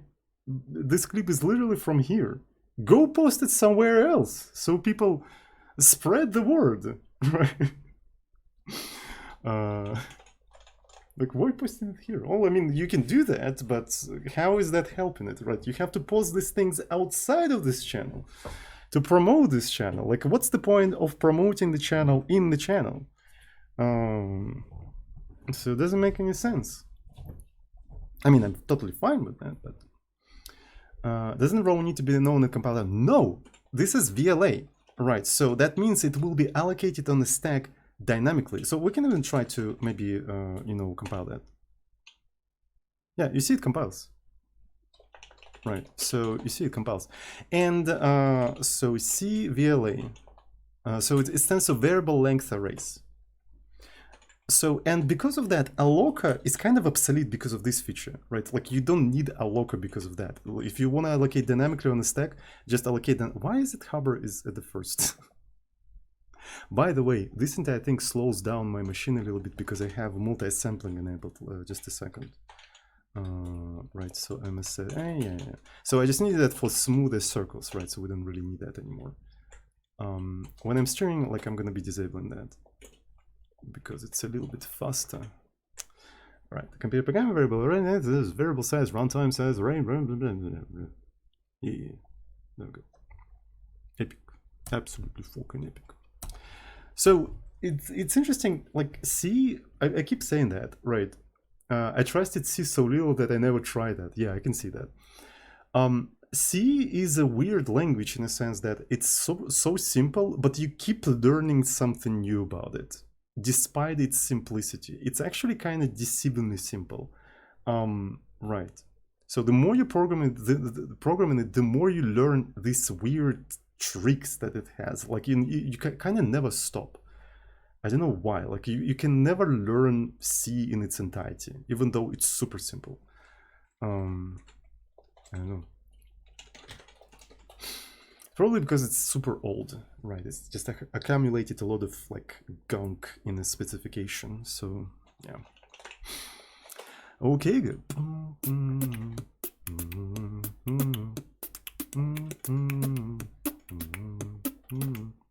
I want to know how easy it is to add a new task now. Right, if I want to add a new task, how would I approach that? How would I even do that? So where is the move data? So we have like a dummy tasks, right? Dummy setup, dummy tear down, blah, blah, blah. Now we have move update and move data, right? So it's a move update, move data, and so on and so forth. And right, so this is a task move. And also a function that sort of constructs all of that. So let's introduce something like struct caller data, right? And here we're gonna have like a square ID, right? So this is going to be square ID and also the target caller that we have in here. So this is a target caller. So, and what we're going to be doing in here, right? So we are going to be having task caller set up. We're not going to be setting up anything, right? So we're going to just leave it as this caller update environment data. And I suppose I won't be able to just do it right away because that creates an incompatible function pointer. So C is going to be constantly complaining about that, right? So because of that, we probably want to do it like this. So unfortunately, I can't, like, I can shadow this entire thing, but it's rather inconvenient. It's rather inconvenient. Maybe I'm going to call this thing something like a raw data. So that's fine. All right, so once we're updating this entire thing, so this is going to be a task move. Maybe we can actually copy paste a bunch of stuff in here, right? So we can copy paste a bunch of stuff. I've got an idea actually. I've got an idea for a setup. but that requires modifiable data of the tasks. Right now, we can't really modify the data, right? So we don't have a modifiable data. But in the future, we probably will. In the future, we probably will. Where's my mouse? Where's my mouse? Okay, so where's the square? So this is the boundary of set, and we kind of need a similar thing, which is going to be color of set. So if we don't want to be, yeah, I'm not 100% sure how we're going to be doing all that, but okay, so let's actually have a color of set. So that means I'm going to be having a position of set in here, and have here I'm going to have color and color of set. Color of set, and it's basically going to be, honestly, it would be better if, since I'm going to be modifying color, maybe it's better to do that not in RGB space but in HSV space, right? So, and in HSV space is going to be vector 3. Right, so this is going to be color. I'm going to like explicitly indicate that it's a HSV. And in here we're going to have HSV offset. So since all of that are vectors, now it is super easy to do mathematics on them, right? It's super easy to do mathematics on them. So task move update. So because of that, this entire stuff kind of becomes similar to task caller, right? To task caller. And it's totally fine that we copy pasted a little bit of a stuff. Right, it's totally fine, because again, we want to see patterns, the things that we can semantically compress in the future. So this is going to be data, and this is going to be a raw data. So this is a move duration, and we're going to have a caller duration. I'm going to have a caller duration. All right, so let's go through the compilation errors. I made a couple of changes, so now it's not going to compile. We don't need that, obviously, right? So we don't use any of that stuff. And it's just compiling. Okay, so square does not have offset. This is a position offset, and this is also a position offset, and also a position offset. Man, I wish it would be easier to overload operators for vectors in C. Right, if you know what I'm talking about, it would be kind of nice if you could just do that. Right, going ham on operator overloading is usually a bad idea, but sometimes just overloading things for matrices or for vectors and stuff like that is kind of nice. Honestly, it is kind of nice. Right, so the duration in here is going to be something like this probably. All right, so do we have next thing? So move data, so this is just the data, so this is square ID. So we're taking the square, and this is the position, right, but not really. So this is basically, yeah, we can do it like that. So the move data, the target is essentially, yeah, so this is the target, and in here we just have square caller. So, but this is actually vector 3. This is actually vector 3. And then this is vector 3 scaling. And here we say that this is a caller offset. All right. What else do we have in here? So square has no member caller of set. Really? Didn't I? Ah, this is because I called them not caller of set, I'm calling them HSV of sets. Yeah. That's right. That's right. That's right. And this one is HSV, right? To explicitly indicate that this is not RGB, this is HSV. And the data target. So this is, if I do the caller data, so this is a vector 3. So maybe I should also call the HSV target or something, but maybe whatever. So this is 3. What's the next compilation error? Okay, so now we're freaking talking. So when I do the caller, I just use the foreground caller, but I can't use that, right? Because I have to do it like this. All right, so this is the position of set. position of set. This is HSV color. And then now we need to convert the color to HSV. I think it's literally color to HSV in raylib. Let me open raylib.h. Let me open raylib.h. It's a color to HSV. And it just returns you vector 3. Okay, so that's perfect. That's exactly what I want. And then, excuse me, HSV offset, I probably have to do 0. By the way, does ray math have vector 2, 0? It does have vector 2, 0. Holy fuck. Okay, that's perfect. So I could have just used it like this. Vector 2, 0, like so. And then here is going to be vector 3, 0. Vector 3, 0. All right. Okay, so what else do we have in here? So this is the position of set. This is the position of that. And now I'm drawing the color. Okay, so I'm having HSV. And another thing I have to do is HSV offset. So I can do something like 3 HSV vector 3 add this thing and HSV offset. Right, and then I probably need to do color, which is going to be a color from HSV. And the problem with the color from HSV is that it doesn't accept a vector for very stupid reason. For extremely stupid reason, it doesn't accept a vector. It accepts these floats separately. Just annoying as fuck, but it is what it is, right? So what we have to do is HSV X, HSV Y, HSV Z, right? So that's what we have in here, and we're going to be passing that color in here. So this is going to be something like that, and let's go. All right, that seems to be working. Cool.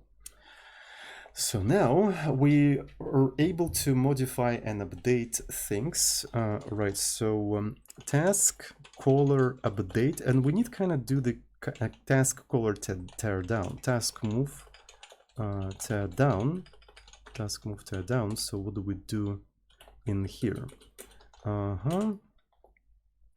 Task caller update. We're gonna be putting this thing in here. Task caller, caller tear down. So this is a raw data, and then this is the caller data. This is just a regular data from the raw data. So this is just the data. So we're taking that data. So then I can do square HSV vector 3 add this thing finally to HSV offset, because that's what we were modifying. That's what we were modifying. All right, so all of this gives me kind of a lot of cool ideas, which I kind of like. So color, it says that the color update is never used, but this is because it's not static. Okay, cool. I really like that. So task move. So we have this function. So let's introduce maybe something like task caller, and maybe I'm going to be accepting caller not as HSV but actually as RGB, so it's easier for us to, like, for the user of this function to just like specify one of the standard colors from the raylib. Right, so this is going to be color data, right? So we're allocating color data. By the way, there is a better trick, is to just do things like that, right? So that way it's easier to copy paste things, right? So if I change the type of this stuff, I will never forget to change this thing, right? Size of data. So, and probably want to do a similar thing in here too. So this is going to be data, so we specify this stuff. And RGB, we just do color to HSV from RGB. So we have a target in here, and we do update color update, and color tear down. We don't have a setup, we just provide the data, and this is how we schedule all that stuff. All right, so now here's the fun thing, right? I do task color 0 to red, then task color 1 to green. Minor. So all of the durations, right? So we take a look at the durations. Move durations 1 second. Let's actually make all of that half of the seconds. Right, all of that is half of the seconds. Okay, cool. It doesn't compile. So color data is defined somewhere down below. understandable. So it probably has to be the entirety of this entire thing has to be defined up there. Right. So task caller. Yeah, that's basically like a virtual method class. If you think about it, it is in fact basically virtual method class. All right, so we reloaded. That means we just fucked up the schema. That's fine. Huh. So that was bizarre, honestly. That didn't... All right.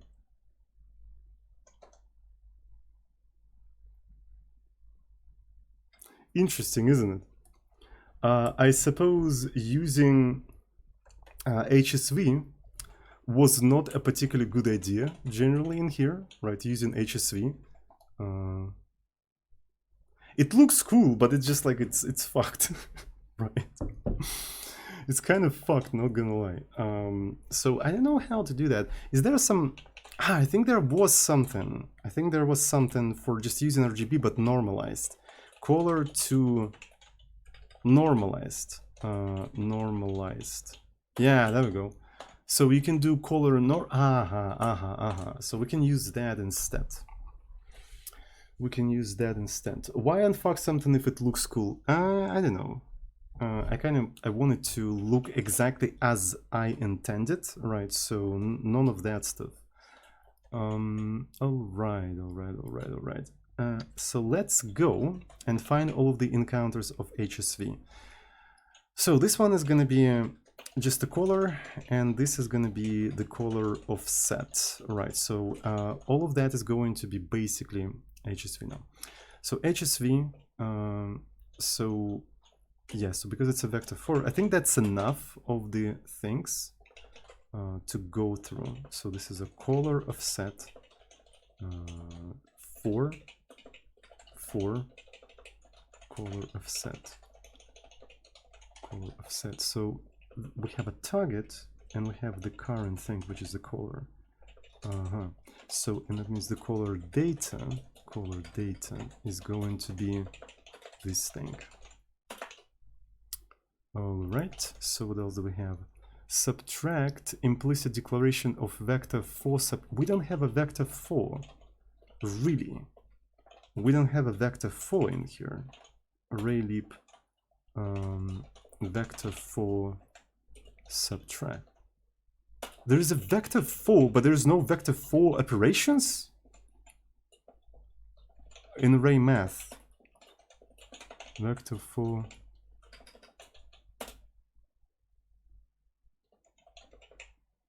Raysan. Wait, what the hell? Vector 3 subtract. Okay. Vector 4 and where is the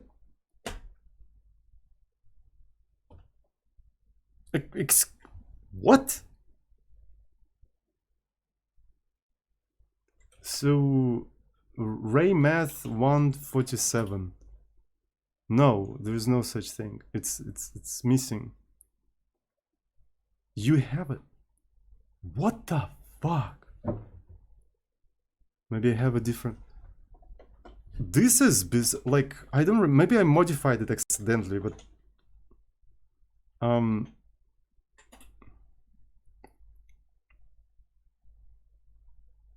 they didn't have it, or do you use the release version, or do you use the development one? Maybe it got edited recently. Maybe you're supposed to use like a matrices instead of that. You used in development. Okay, so they edited it recently. That is so bizarre. Like, it's just like, man. Anyways, so yeah, because I don't remember screwing with anything of that. So yeah, I might as well. So if I take a look at the so I just downloaded this entire thing. Just downloaded it. So that's pretty cool. If I go here and I just grab for vector 4 add, it's another thing. It's literally another thing. What the fuck? Okay, thank you, Raysan. Really appreciate it. Yep. Never expect that. So what does it say? So we need a vector for subtract, right? Quaternion add. Oh, that's a good point. Quaternion add. No, quaternion is not a. What is it though?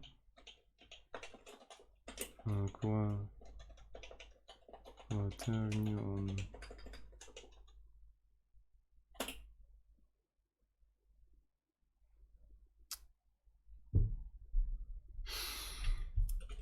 Okay.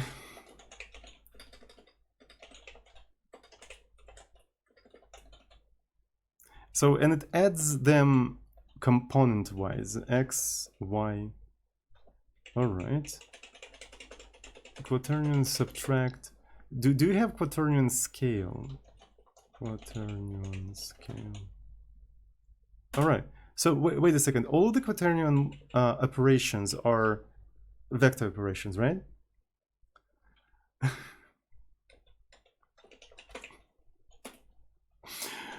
Raysan is trolling us a little bit. Raysan is trolling us a little bit.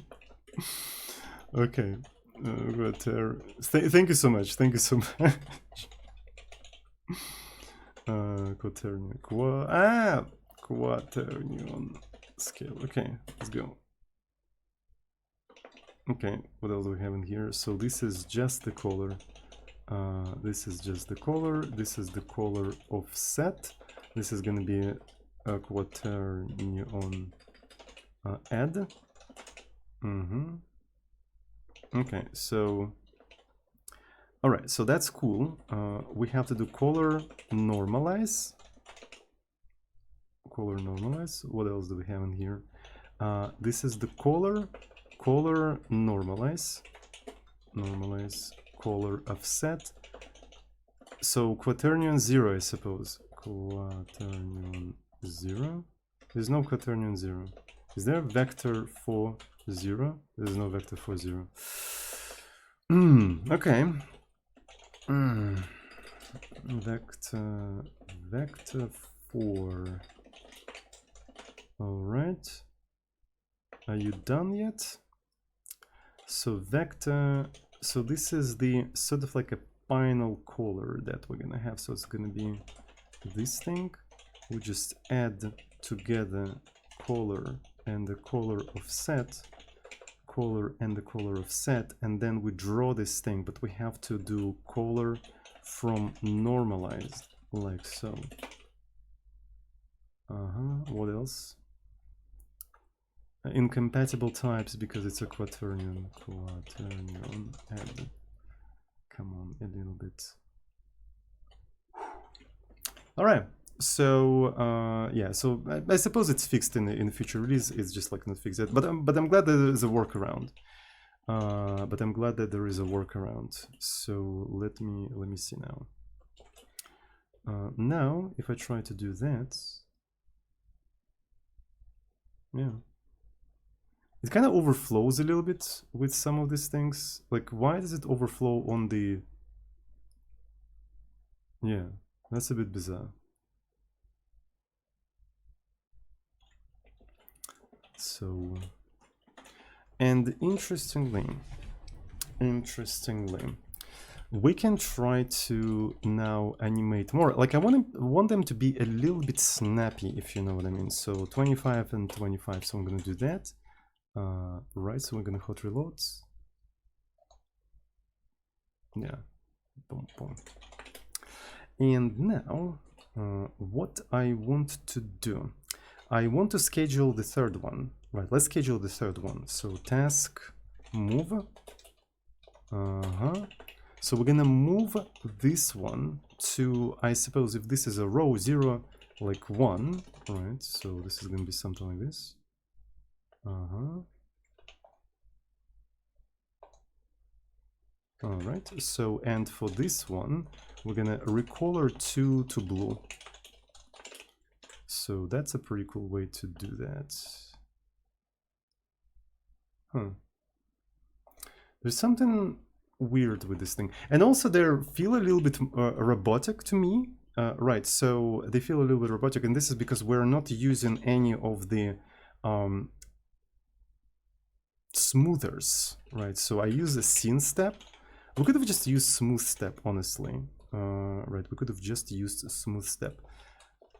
Task, caller, move. So when we are interpolating this entire stuff, right, when we're interpolating, we can just do smooth step, like so. And task move updates. Here we can also use the smooth step. Let's define the smooth step. So it's going to be static float smooth step. We're going to take X. And does anybody remember the smooth step? We can take a look at the Wikipedia smooth step. Come on, browser, you can do that.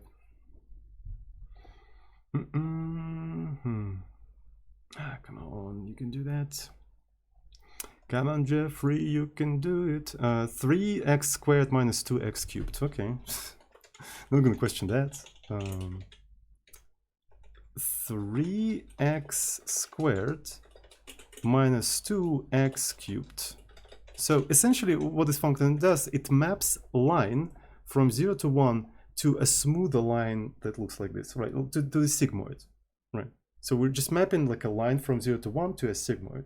Because of that, the animation is going to just like work a little bit better. So in the previous animation, I just used a chunk of a sine wave, but I feel like using multiplications instead of sines is probably faster generally, right? So if you can achieve kind of the same result with like better operations, like fast operations, why not?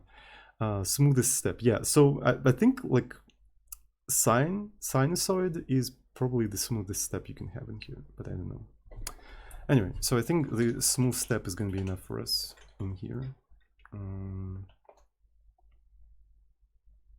So there's something weird with the colors, but actually it feels better.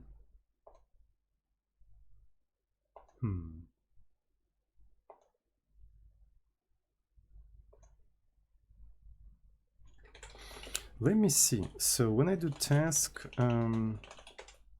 task caller tear down, how do we do that? So what we're I see what is going on.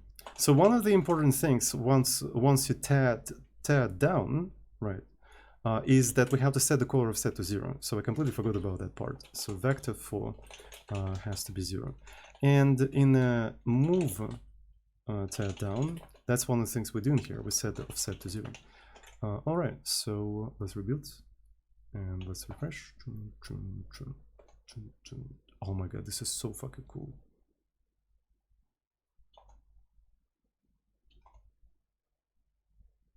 So, and yeah, so essentially this system is designed for writing scripts like that, right? So it's designed for writing scripts like that, where you just say, okay, so move this thing to that, recolor this thing to that, and so on and so forth, right? So then you can maybe change it to red, right? So after this thing changes to something else, right? So boom, boom, and then to red.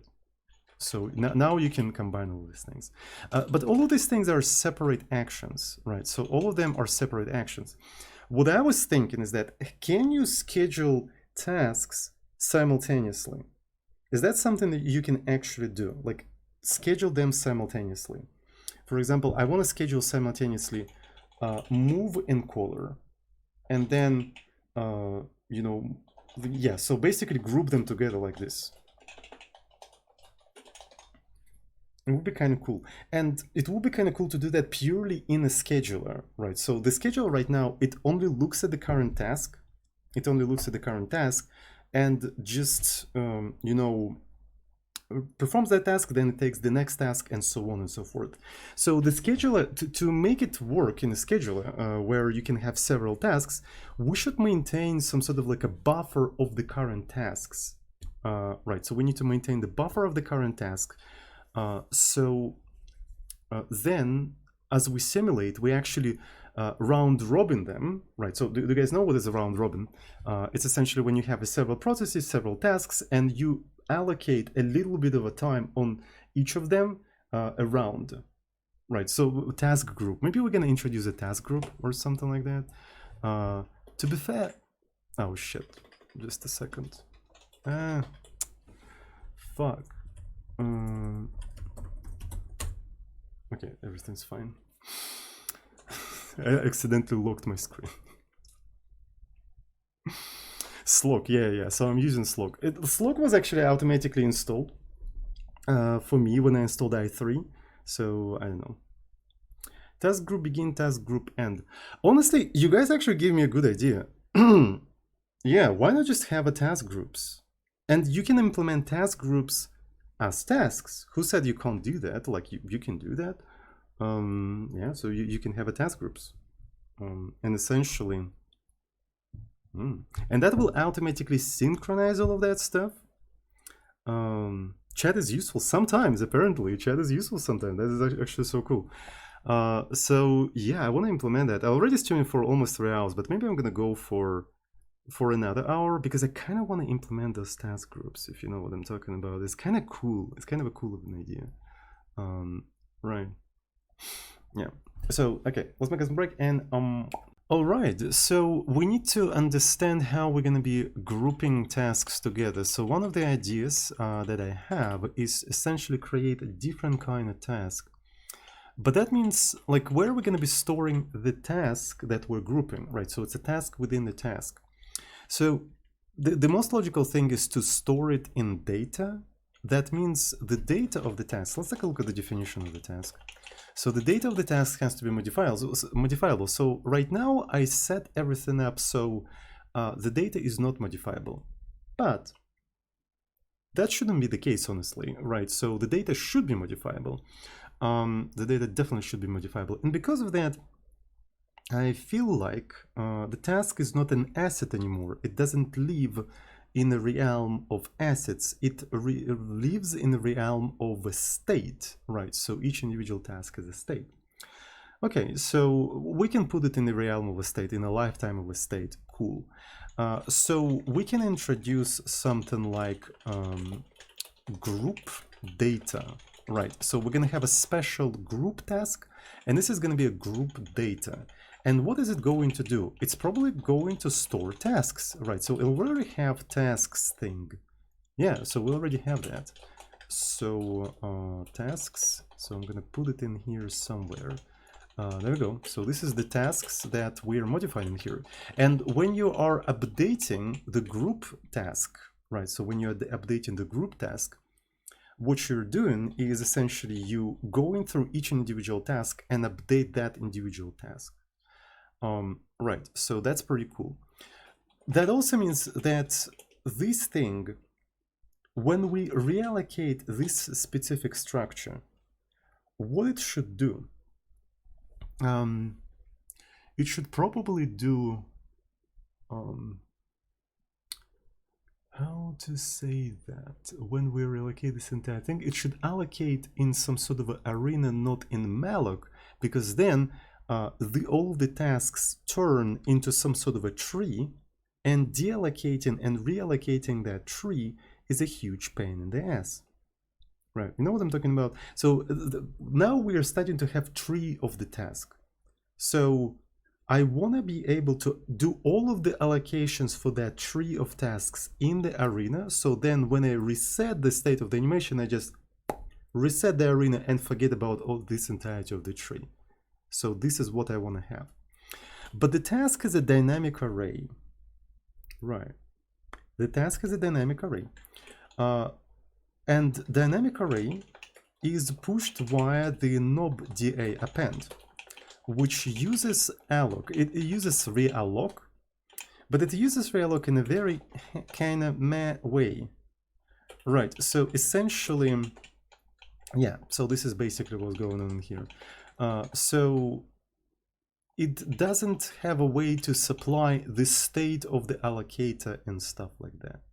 It doesn't allow you to put like a state of the allocator. So what I'm thinking is that maybe, at least for now, I might introduce like a special arena function, which is kind of interesting. So yeah, so this is a kind of funny idea. I like that. Nobdi append. Yeah, I'm gonna copy paste this entire thing. And I'm not sure if I want to put it into Arena, but honestly, putting that into Arena sounds like a cool idea. It actually sounds like a cool idea. So it's a special DI append, but it appends in the Arena. This is so cool. I really like that. This is such a cool idea. Okay, so let me put it somewhere here, and I'm gonna literally call it Arena DI append. I just did that today. Congratulations, congratulations. By the way, as far as I know, in Jai, you can associate an allocator with a dynamic array. So when you append into the dynamic array, it will use that allocator. So you can actually allocate these kind of things in the Arena. If I'm not mistaken, I don't remember how it exactly works. We can even check it out. I have an old version of Jai, so we can take a look at the module. So there should be array. Yeah, so there's a bit array. Maybe arrays are now in the basic. Yeah, they are. So array add. So that's what pushes into the dynamic array in there. And it probably uses an, yeah, so there is a context. I completely forgot that there is a notion of a context in Jai, right? So, and array add probably uses the allocator from the context, right? So, and you can modify the context at any point of the execution. Right, so that makes sense. Okay, so that's pretty cool. So, but we are not programming in Jai, unfortunately. I wish we did. I truly wish we did, but we don't. So, it is what it is. So in here, we supply the DI append, the item, and the Arena, right? So that's the important distinction in this specific case. So we're just doing that. So in here, I'm gonna put this kind of thing. So it's Arena DI unit capacity is gonna be 256, at least for now. So then we're doing Arena realloc. And we just pass this entire thing in here. We just reallocate this entire stuff. To be fair, as far as I know, Arena realloc automatically asserts stuff, doesn't it? I don't remember who does the assertion. Do we do any assertions in there? Yeah, we do assertions in there. So in that case, asserting that this thing like successfully executed is not necessary. And that's basically it. I think that is basically it. I can even align this entire thing like so. And we have a special Arena DI append. So when we're appending things into some place, we're just doing it there. Why do you add extra parentheses in a macro? Because each parameter in a macro is not an expression. Macros do not operate on the level of C expressions. They know nothing about C expressions. They operate on the level of tokens, and each individual token is basically, this is a single token. This parent is a single token. This name is a single token. This comma is a single token. This is a single token. So all of these parameters in here, they don't hold a single expression. They hold an array of tokens. So when you use that name within a macro, it's expanded to array of tokens. So essentially, if I pass something like Arena DI append, and I put some stuff in here, whatever, and in DI I put 2 + 2. What it will do, it literally replace DA in place with 2 + 2.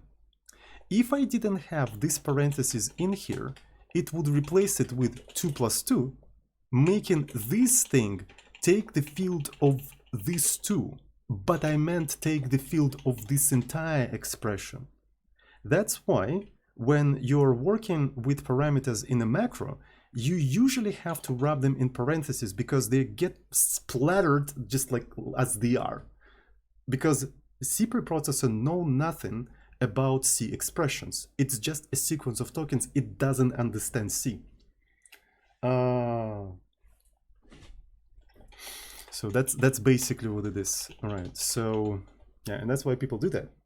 The more you program in C and C++, the more you kind of internalize that, right? So because after spending like hours debugging, debugging problems caused by that, you start to get paranoid, honestly. You start to get real fucking paranoid, so you put everything in parentheses, like everything has to be contained. I have to contain that. This is what C does to you, honestly. This is what C does to you. But yeah, the first mistake people do when they're using C is assuming that preprocessor understands C. Preprocessor is executed before the compiler, so hence it doesn't even know anything about C. It's just sequence of tokens. Arena DI init. Okay. So so align query. Let's go. All right. So how am I going to be doing all of that? So I already used di append. So when I'm appending this entire thing, I'm appending it into appending. My accent is weird today. I'm appending task, блядь, сука. Appending task. So I think what I want to do actually is transform that task data arena.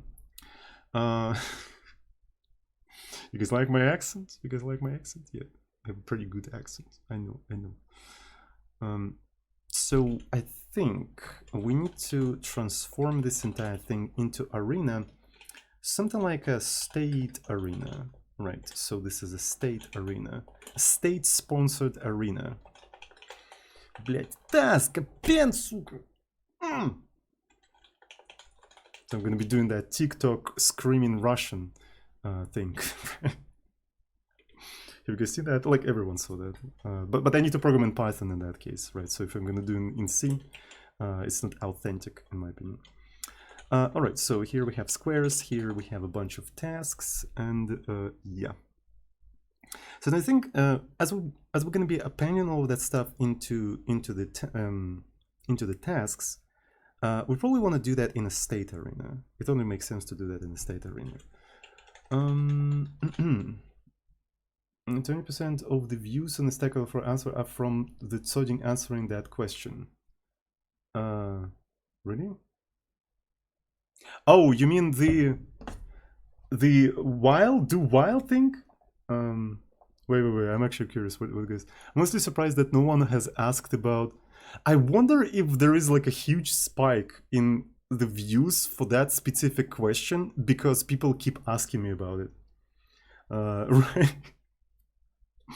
I actually wonder, right? So it's kind of surprised that it's not that well known because any person who seriously program in C knows about it. Well, maybe there's not that many people who seriously program in C anymore, which is quite bizarre because we have quite a few infrastructure critical pieces of software written in C.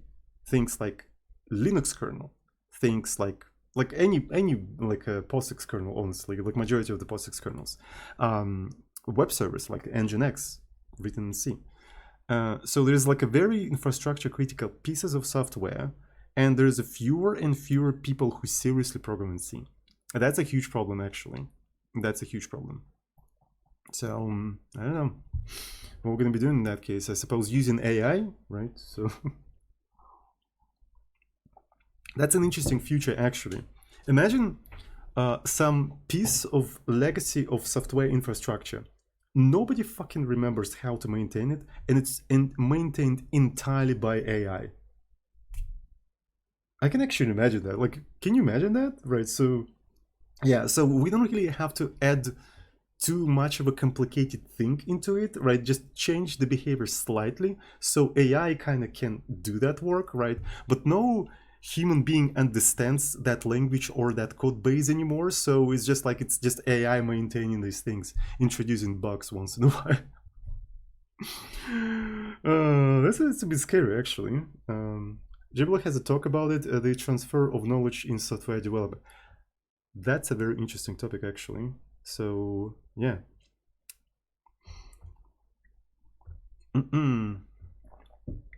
I started to program in C because of your streams and recently landed in my first internship as a C JavaScript engineer.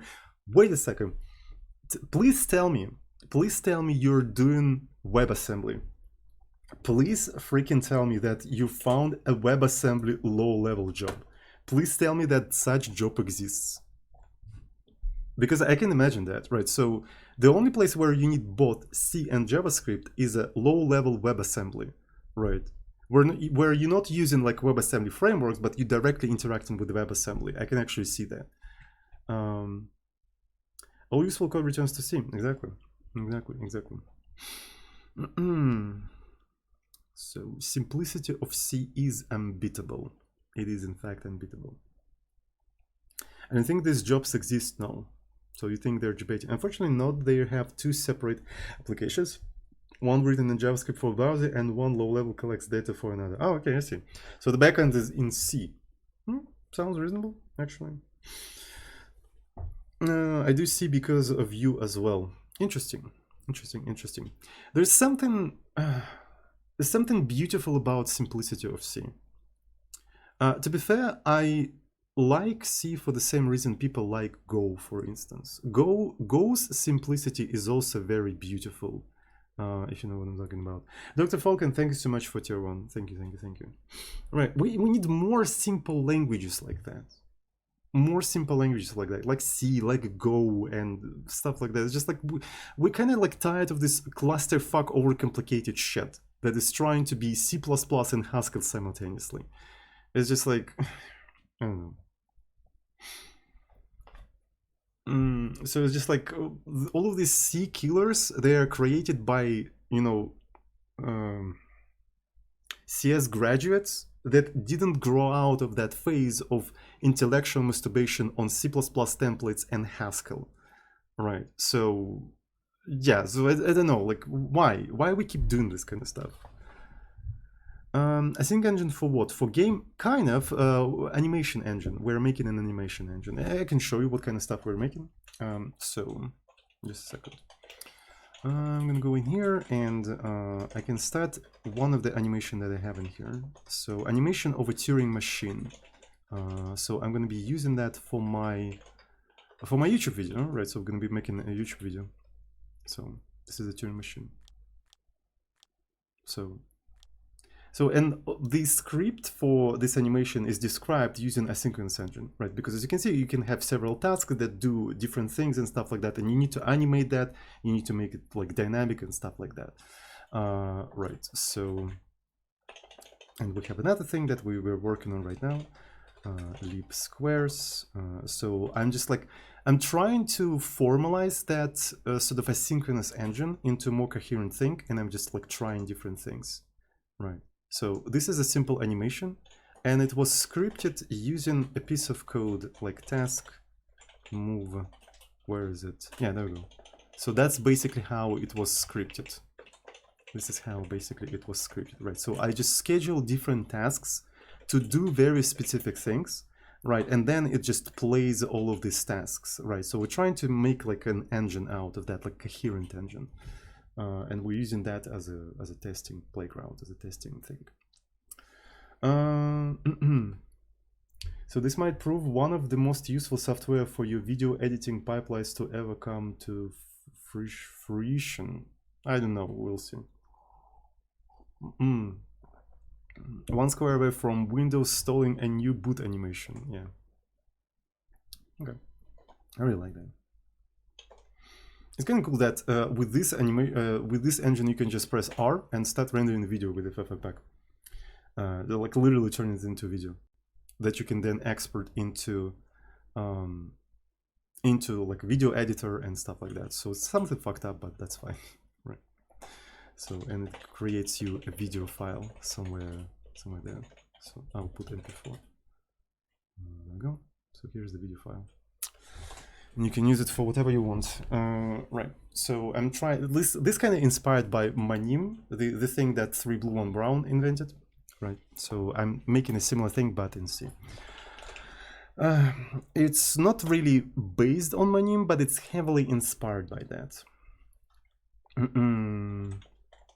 If you press T, it will start stream the video to Twitch. No, if you press T, it will start rendering audio. Right, so we're rendering video and audio separately, so then you can combine them, right, in a separate video editor or maybe with FFmpeg or something like that. So it's just like literally creates two separate files for you, WAV and MP4, so you can work with them separately.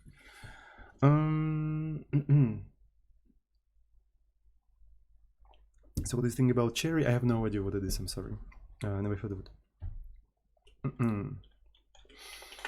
So let me continue. Let me continue. So we introduced this thing where we can push things into the arena, right? So arena di append and stuff like that. So that's pretty cool. That's insanely cool, I would even say. So load assets. So tasks are not assets anymore. Should have never been, honestly. Should have never been. So they are state of the plugin. So we do plugin reset. We're setting up the squares and we are doing this thing. So we're scheduling all of these tasks.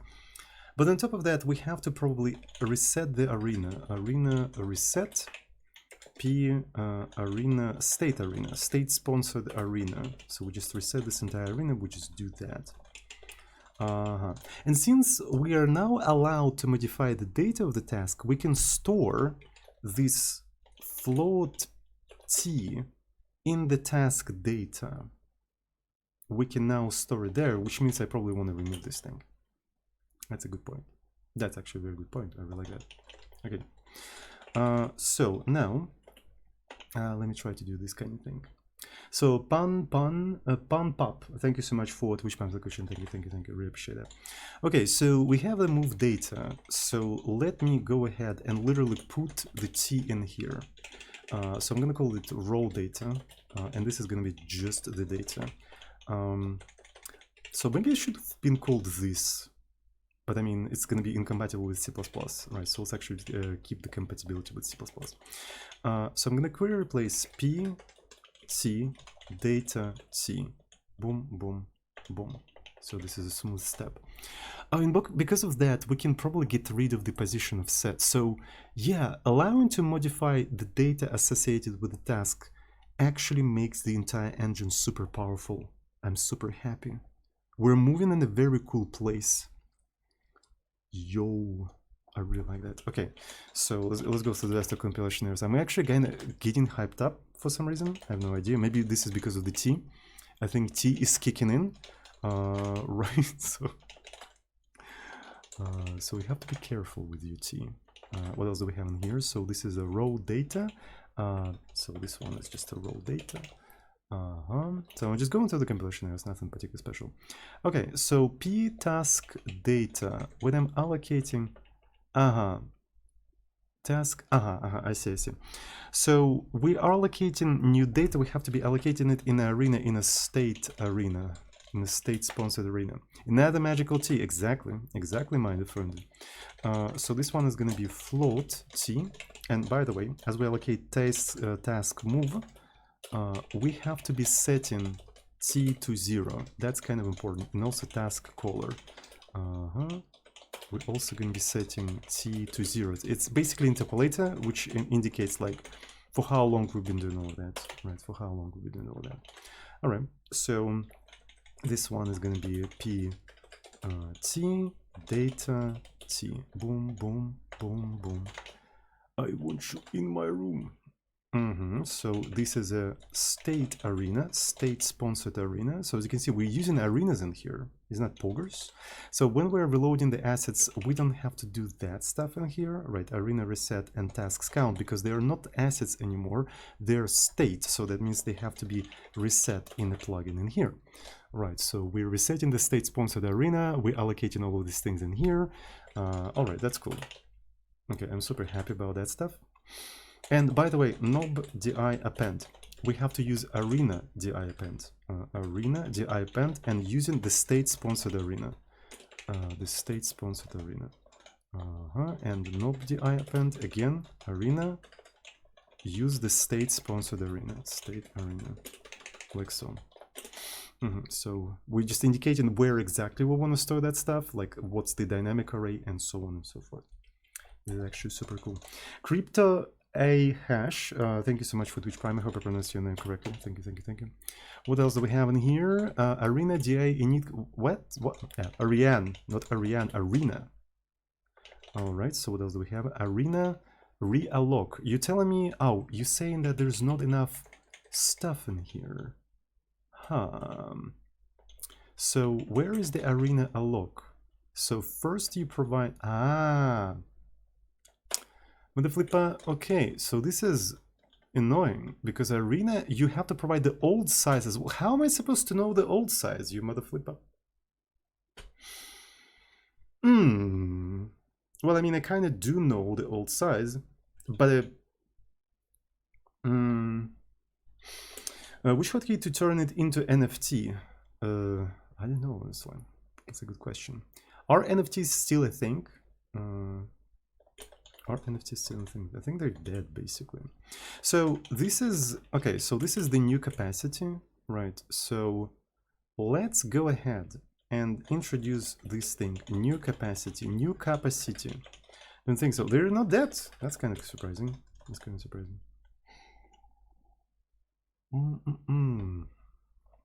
So this is the new capacity. Then we have to provide the old thing, and this is going to be the old, but the new one is going to be similar, but using new capacity instead. New capacity. So then later you can reassign old capacity to new capacity, like so.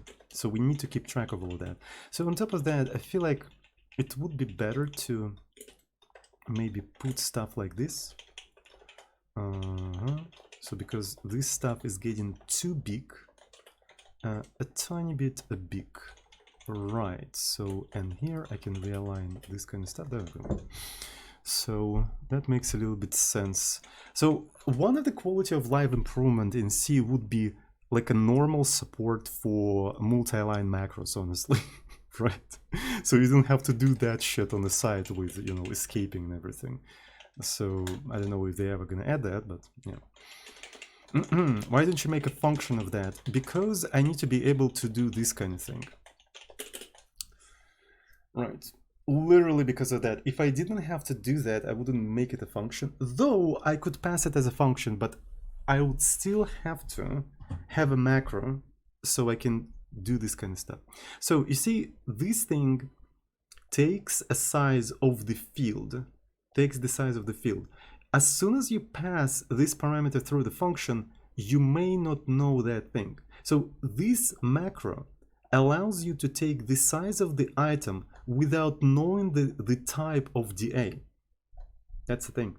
This is sort of like a duck typing. We literally have no idea what is the type of DA. We don't know it. The only thing we require is it to have a field, that specific field. And that can be only done with macros in C. No other way around. Right, you can't accept things in C, the type of which you don't know. So because of that, I'm using macro here.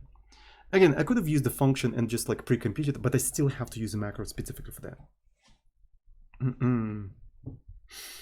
So are you using a do while as a makeshift bracket scoping? I'm using it as a way of scoping and making this entire thing behave as a statement generally, but I don't know what is a shift bracket scoping. So the reason why I do while is because it makes this entire thing act like a single statement without any separation or anything like that. Right, so whether it's a makeshift, I have no idea. Maybe it is. All right, what else do we have in here? So here we are resetting the plugin. So we don't really have to do that anymore, right? Because when we're resetting the arena, right? When we're resetting the arena, we reset that. We also have to reset the task.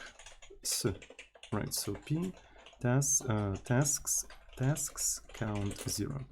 So do we do that stuff anywhere? Right, so we already removed. Okay, so we reset the arena. Maybe it would be better to actually do it in this case, right? So we reset the whole thing, we reset the whole arena, and then we repopulate it again. Makes sense. Okay, what else do we have in here? The next error. Next error, please. Updating the plugin. Okay, that is very cool. That is very cool. So we need a way actually to indicate that we're done. So that probably means, by the way, that this thing should return Boolean to indicate that we're done. Right, because now T is contained within the task data. That T is not a global thing, it's per task. It is per task. So maybe one of the things we can do, maybe we can introduce another sort of like method which checks whether the task is finished, which kind of makes it similar to the whole plugin. Because plugin, wait a freaking second. If you take a look at the interface of plugin, it has shit like plug update and plug finished. The plugin itself can be also viewed as a task. What the fuck? It's the tasks all the way through. Yo. Yeah, so I can actually integrate this stuff. Yeah, so task is just a mini plugin.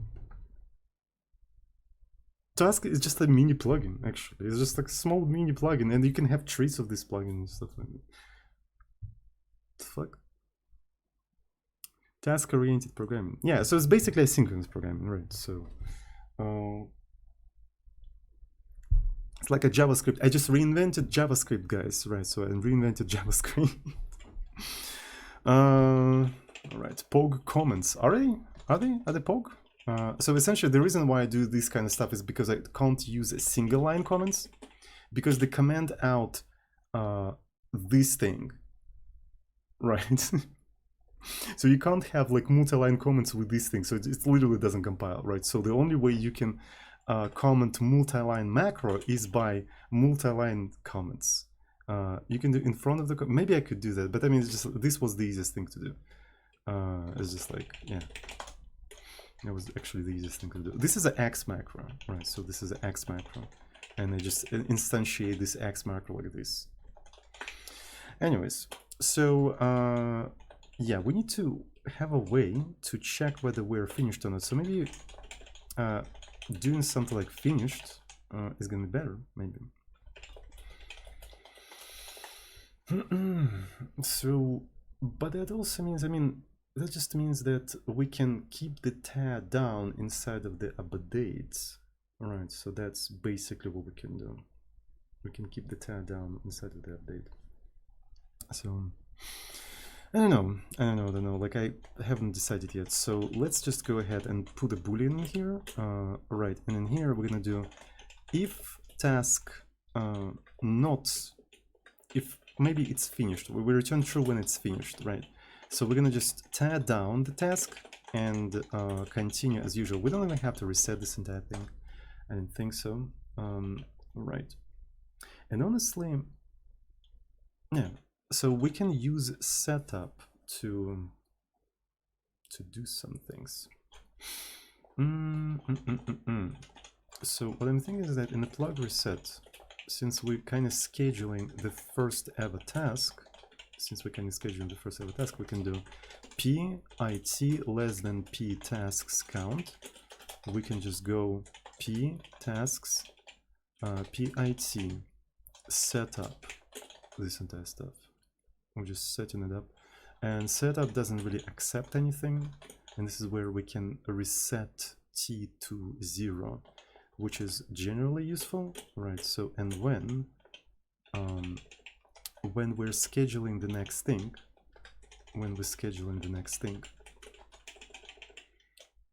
like so, what we can do, so this is the next one, right? We can just do a setup for this entire stuff. So we have to provide the environment and the data, which is understandable.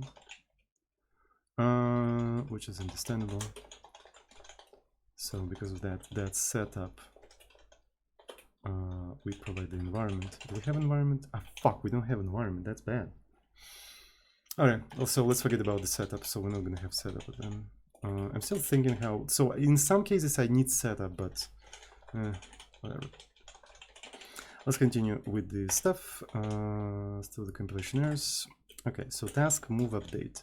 This thing must return a boolean now. So when is it going to return a boolean? So when p actually data t is greater or equal than 1, when we're done with all of this thing. Yeah. What's the next one? Color update, boolean as well. and it's returned true when data t is greater or equal than 1, so we're done with the whole thing. Next one. Okay, task update, this one is boolean. Well, it's not a problem whatsoever. Okay, so we're done apparently.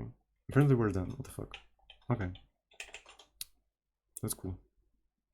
I wonder if it's gonna work. So task move. So let me take a look at this stuff. So we're initializing this thing, and task caller. We're initializing this. Where is that? Yeah. Okay, so it should work. Hopefully. I hope I didn't do like significant fucky wacky. So warnings are expected. So you know what that means? You know what that means? We're ready to create a new kind of task. We're ready to create a new kind of task. Hello, how is it going? We're creating a new kind of task. That's what we're doing. That's what we're doing, chat. That's what's going on. All right, so task caller and stuff like that. So loading assets. Let's introduce struct group data. Right. So in here, I suppose. So we need to be continuously checking some stuff, but that's probably fine. Ooh, I have an idea. So caller, actually task caller update, we can return false in here, actually return as it is. But then if this thing is at the beginning like that, we instantly return true. So this is a hack, I know that, but it's gonna help us to develop this thing right now. Right, so where's the group data? So here we're gonna have tasks. So that's what we have here. So this is the tasks that we grouped up. That's pretty cool. That's pretty cool. So now, what I need to do, I don't really need, maybe I do need a setup for these tasks. All right, so essentially group task group setup environment and data role data. So I'm gonna be having a group data role data. So I'm gonna be iterating through each individual task, my friend. Data count plus I, data count plus I, and so for each task, actually, wait, what the fuck am I doing? Tasks, I said. So data, tasks, items, I, and I'm just going to be calling this setup. All right, so here maybe I'm going to do task. So then I can do, honestly, I should probably do something like it. All right, so like in Jai, you know, it, environment, it, data. So we're setting everything up. Right, we're setting everything up. Then we are going to do the teardown. Right, so this is going to be the teardown. So where we calling just the teardown. So we take a group of tasks and we make them act like a single task, which will effectively make them execute simultaneously. That's a cool shit. That's a cool shit. Okay. So, and we need to create a static void task group update. Void role data. So again, all of that is a little bit verbose, but that's totally fine, right? So we're gonna smooth it out after we figure out what exactly we want in here.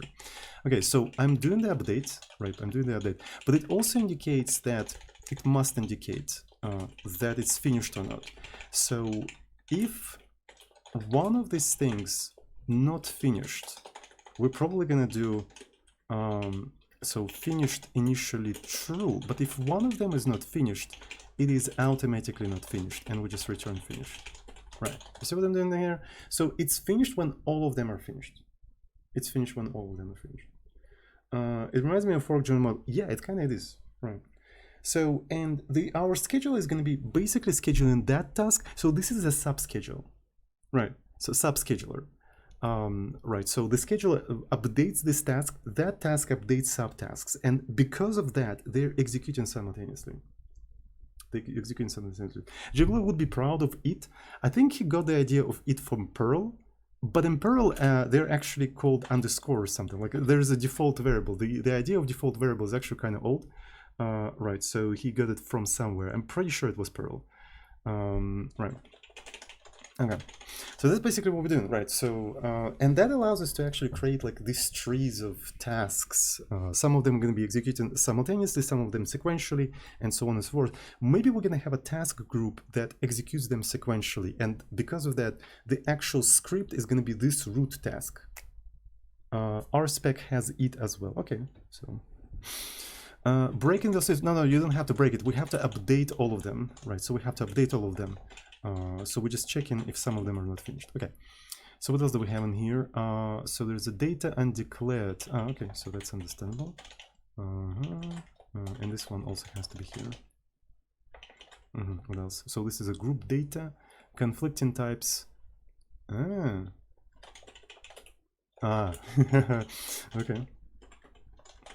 Funny. Okay, so task move. Here's the cool shit. How are we going to be actually approaching all that? I think I want to change the way I schedule this entire stuff. What if instead of appending this into the task, I would return the task, right? What if I do something like that? So it just sets everything up and just returns that specific task. Yeah, it's not particularly well. I mean, it is kind of, yeah. So, and the only thing you will have to do, you just have to append it to the corresponding arena. Okay, so let's give it a try. So you'll see in a minute why I'm doing it all of that. Right. So the reason why I'm doing all of that, so I can create a task group, where like I'm supposed to have something, right? So some sort of like an ignore thing in here. Or maybe I was supposed to accept the amount of parameters. Yeah, so, and I'm gonna have like a variadic thing. So then I can have a task group of several tasks that I'm gonna append automatically and stuff like that. So that's basically the idea I have in here. But it's not implemented yet, so it's gonna be assert to do, like so. So this is a task move, and we need to have a task caller. So it's gonna be task, and we're just returning this specific thing like so. All right, so let's go to the compilation errors. So now it is not going to task move. Yeah, so what we're doing now, we're just appending those things into the arena, which is a little bit cumbersome, but that's fine. That is for now. So p state arena, state arena. So then we take the tasks into which we're updating all that, and we're just pushing that simple thing. So I might as well use a little bit of Emacs magic. It's supposed to be append, but that's fine. P state arena, and then p tasks, and then we just put that stuff in here. So this is going to be append. All right. So that's basically what's going on here. All right, so let me try to compile this entire thing and see if we didn't break anything. So we have a bunch of things. So unused stuff in here. Tear down is never used. Task group tear down. We're gonna use that. We're gonna use that as well. So task group, we're gonna use that as well. Tear down. We'll probably, yeah. Let's actually remove that. And dummy updates, also we're not gonna use that for now. So there's no use for setup. Dummy setup, where's the dummy setup? Did I remove the dummy setup? Because it's actually used. Okay, so that makes sense. All right, so we have only group unused, which is fine, which is totally fine. So task group. So let's do variadics, right? So we need to have a list of things. So this is the arguments. So we begin like so, and then we have to end. So between those things, we're going to be doing this kind of stuff. All right, so I need to allocate the data for the group. So that's what I need to do. I need to allocate the data for the group. So this is going to be group data. There we go. So this is just the group data. So I don't have to specify any of these things. None of that is needed, honestly, which is understandable. So this is the dummy setup, task group update, group teardown, and maybe group setup also very useful. Right, so what we're going to be doing, we're going to be iterating through n, right, so less than n, and then we're going to be pulling off the tasks out of this thing, right. So vi arg, we're going to provide the args, and we're going to be taking the task, right, so, and then we're going to be appending that task into the group data in here, right, so that's what we're going to be doing. So I wonder if I have to set it to 0, right, so I'm going to just in case do tasks count 0, because I don't know if arena, like, you know, cleans everything up. So here we're going to be doing arena da append, and I'm appending into the data tasks, I'm appending it there, like so, and I'm appending that into the state sponsored arena, p state arena, there we go. So that's it, I think. So yeah, so we just like take all of the tasks you provided in there, and we're just pushing that into that group data, and we just pass in task, and all of that is located in the arena, so that means I can easily deallocate this entire tree structure with one call, resetting the arena, so I don't have to think about like memory management too much. So which is actually super cool. Right, so let me see. So this is a group data. Where is it defined? It's defined somewhere down there, so that means we have to bring it somewhere up there. There we go. So we begin, and here we're gonna do std_args. Is it std_args? std_arg, I think. Okay, task group is never used. So what does it say? Implicit declaration of, I think it's va start. I think it's actually va start. Right, so, and so you're supposed to do it like that, I think. Okay, va end, we end in the args. Right. Task group. Okay, so this is the only thing that we need to use in here. Let me see if I didn't break shit. So do we need to ban somebody? I think we need to ban somebody.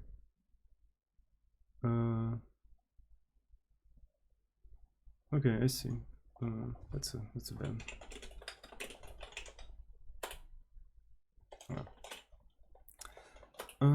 Okay. So what do we got? What do we got? Did you just first try very extensively? Apparently, I've been doing that enough to simply first try it. Okay. All right, that seems to be working. So now, what if we put all of this together simultaneously? Right, so essentially I wanna comment out this thing. I wanna comment out this thing, and I wanna just replicate it in here. So I can take task group, so, and I have two tasks in here, and I'm gonna put this stuff like so. So here is that, two tasks. So the one task and the second task. Right, so we're combining them together. We're essentially combining them together.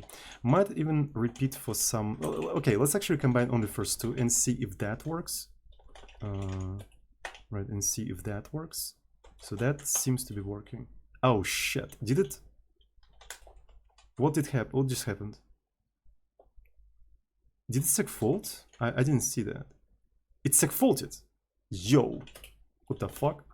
All right, so we got a segfault. That's nice. And I wonder what exactly happened. Let me see. So what if I just create the task like so, right, and don't do that? It could be something with the yeah, task group. So we have two of them. So this is the first one and the second one. Here we go. C. Yeah, exactly. Okay, that's fine. So when I wonder. Yeah, so if it did anything, so it couldn't properly push the task. Did I return task group appropriately? I feel like I didn't. Okay, so let's actually do debugging. So let's figure out where exactly it crashes. So, so where exactly it does in fact crash. So in terms of building, Do I do GGDB? Yeah, I do GGDB for everything, so that's fine. So I suppose, yeah, I'm gonna do gf2 run build lib square. Let's go. All right, so arena di append. Okay, so what does it say? What it doesn't like? Ooh, I know, because arena didn't like zero allocate this entire thing. Okay, that makes sense. So it's actually super easy to fix. Mem set data 0 size of data. So the capacity was not 0. The capacity was not 0. All right. No, this is not what I want. Okay, so that kind of moved them simultaneously. That was not really visible. That was not really visible. So because of that, I wouldn't say that this is a good example. Let's try to combine all of the moves. Let's try to combine all of the moves. Right, so I can say task group 3. So this is the first task. This is gonna be the second task, and this is gonna be the third task. So this is that. Boom. So we can remove all of that. So this is the task. So this is the first one. This is the second one. This is the third one. Right. Again, a little bit cumbersome, but that's fine. That is totally fine. We can add a little bit syntactic niceness a little bit later once we figure out. And it's defaulted, surprisingly, because resetting plug reset something went wrong on resetting this entire stuff. So that should have not been the case. That should have not been the case. I don't really know, but okay.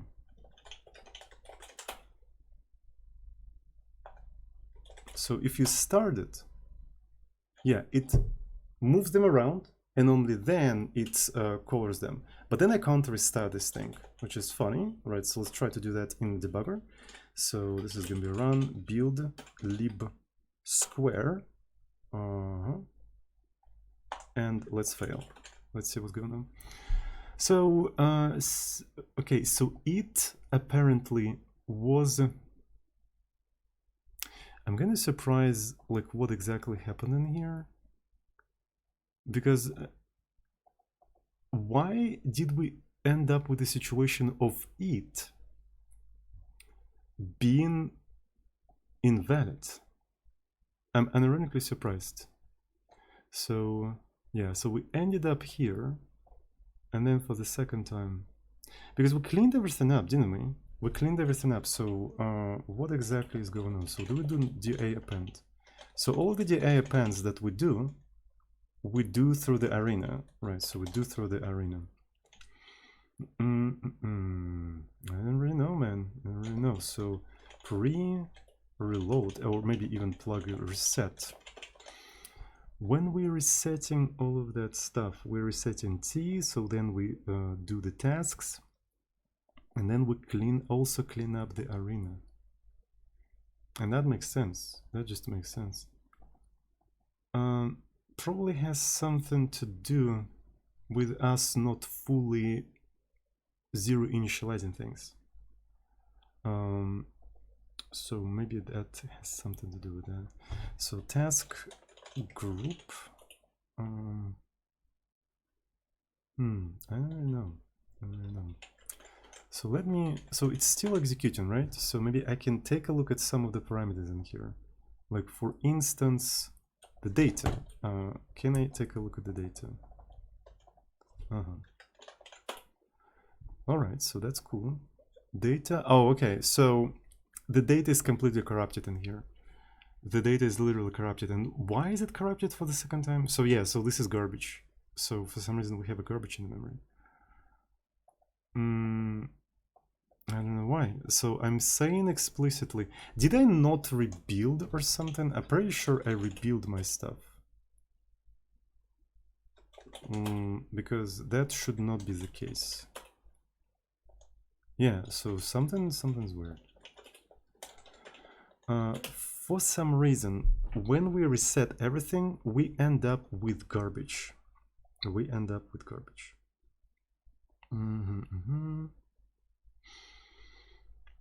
Is that because of some of the items? I don't think so, actually. So this is the data. Do we fully set the data for color? Yes, we do. And for the move data, do we fully set the move data? Yes, we do. I'm almost done. That's what's weird about all of this stuff. I'm almost done, and for some reason it's just like it's being weird. Group. Task group, so I provided 3 of them. Then I iterate through 3 of them, and then I just provide that. So maybe I just plug reset at a very inconvenient point. So I don't do anything in the level of assets. So that's weird. I have no ideas because I'm already tired, but yeah. But overall, the idea kind of works. It just doesn't work the second time when I reset the whole thing. It doesn't work the second time. So, do I append?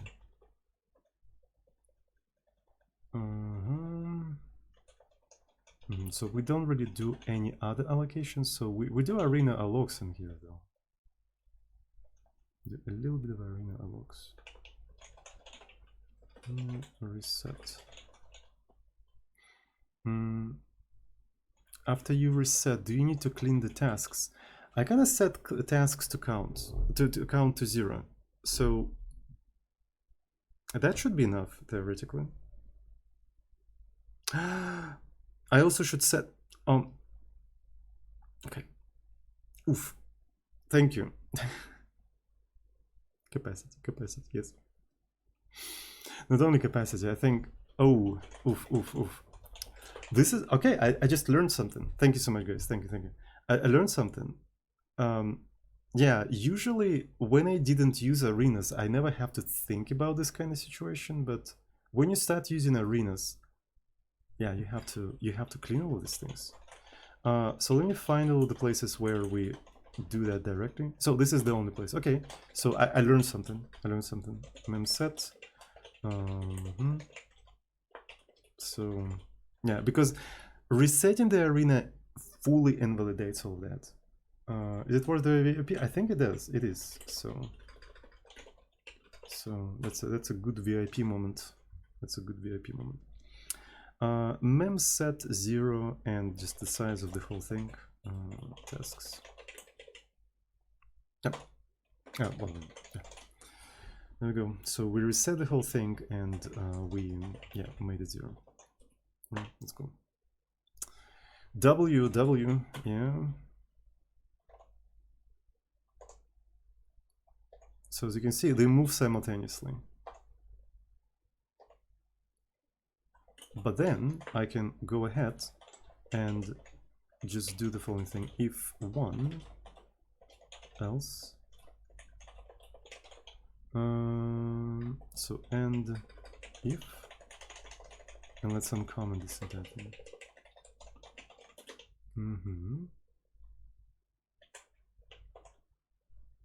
So we coded the move task once, but now we have a mechanism that combines these 3 tasks together. So as you can see, I can move them separately or I can move them simultaneously.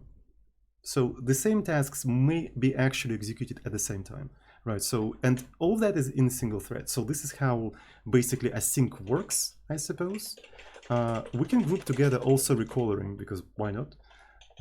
So yeah, let me copy paste this entire thing. So we're gonna just say that this is gonna be the caller. color, and here we're gonna have red, green, and blue. Okay, so now we have this stuff simultaneously as well.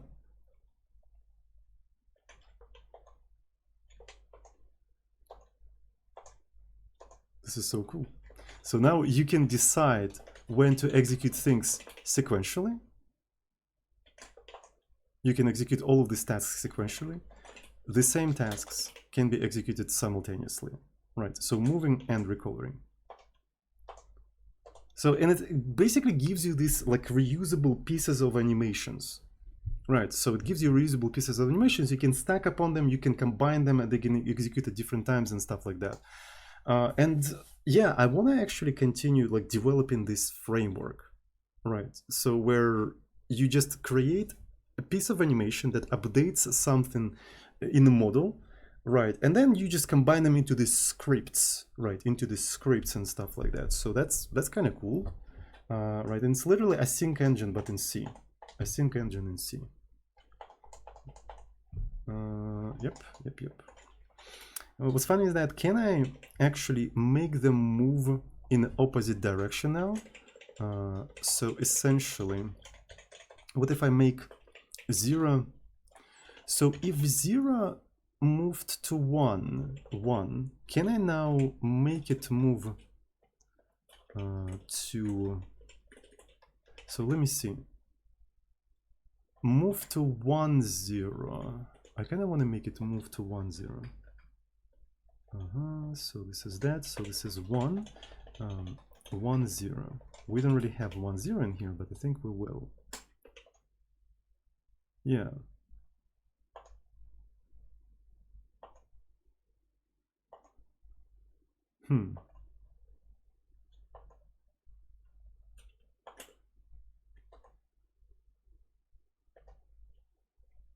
I have an idea. What if now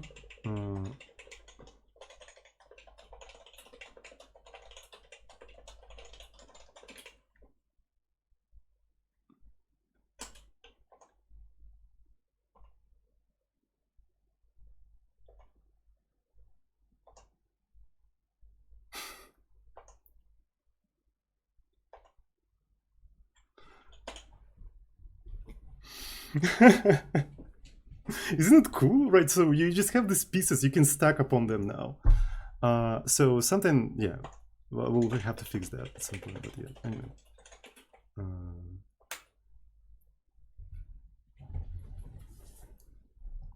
Windows loading animation.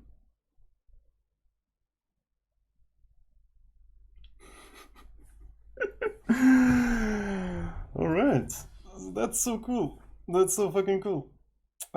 So we spent like 4 hours exploring this engine, and I actually learned a lot, explored a lot of cool things. So yeah, thanks everyone who's watching right now. I really appreciate that. Have a good one, and I see you all on the next recreational programming session with Mr. Azuzin. I love you. Mwah.